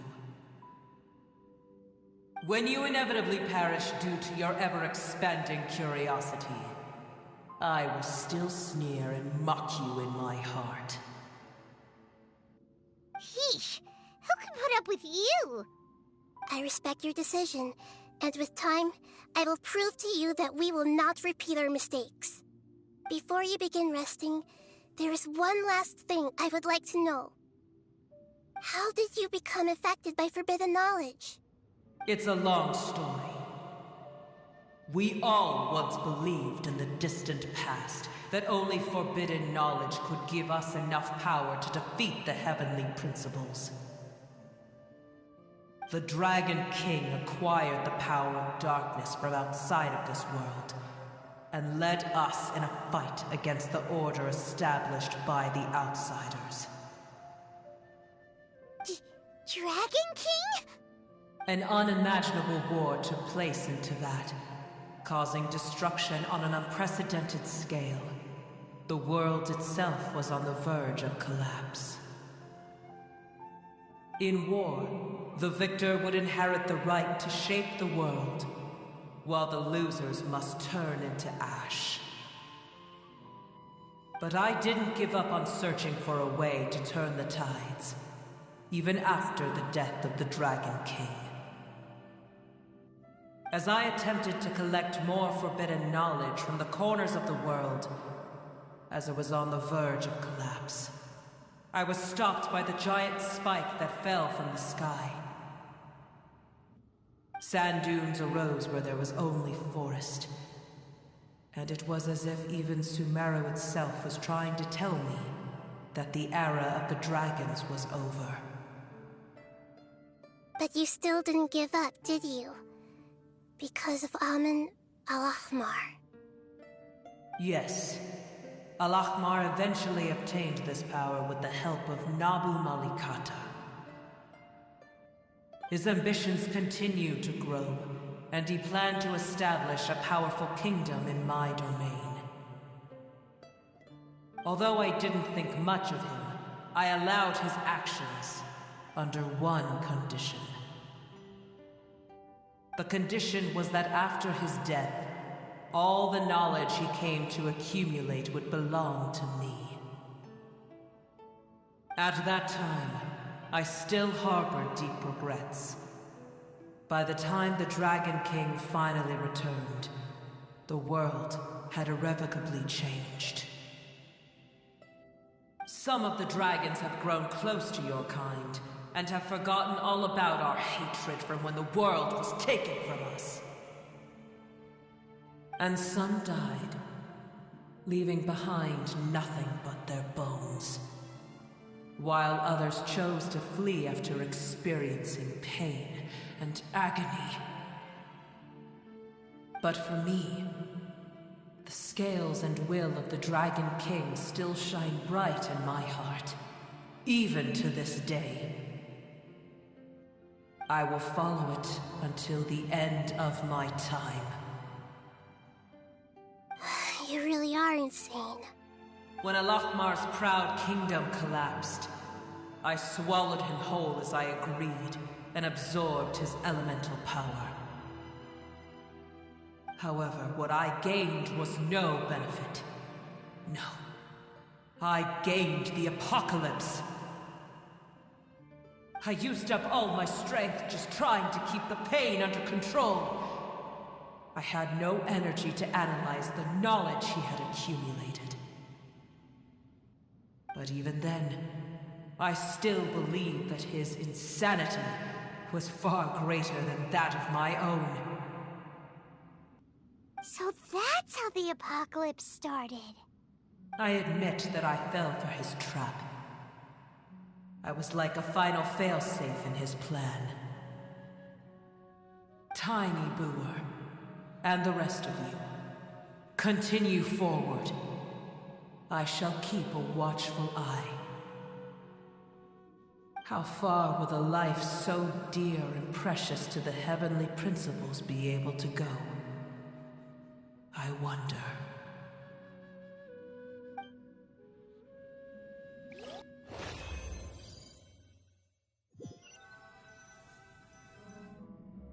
Hey! Looks like we've been sent back out! Still in one piece, too! The dragon will need to rest for a very long time before it is fully healthy again. It's not as ruthless as it was before. Curing the dragon of its illness has seemingly made it more open to reason. Nobody's in a good mood when they're feeling sick.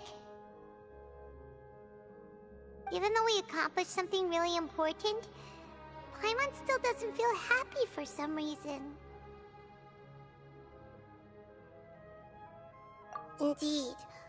Although they'll still have the chance to be born again, they've lost their memories of their journey and their feelings for their homeland. Each opportunity for growth is unique in its own way. Perhaps the immense power we released was the pouring out of all these irreplaceable emotions that had built up over time. Can you really call a place with no family your home? Family. Right! The hydrofungus left behind its family. Those two fungi might be waiting for it to return. Oh yeah! Let's hurry and go take a look! Huh. How are we going to explain all the complicated things that happened?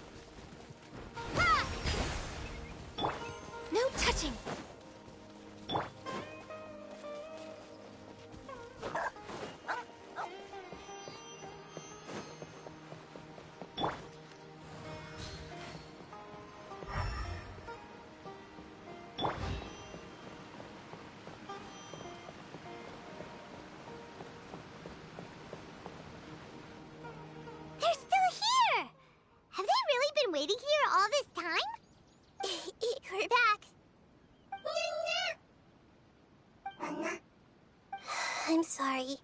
I really am.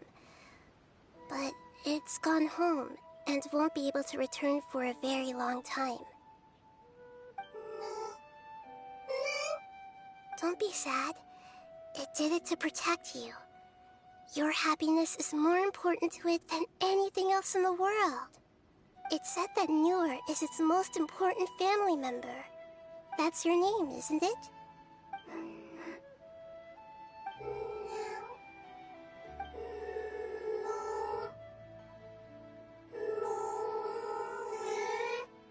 Wow. This is wonderful. So it has left traces of itself after all. They will definitely meet again, someday.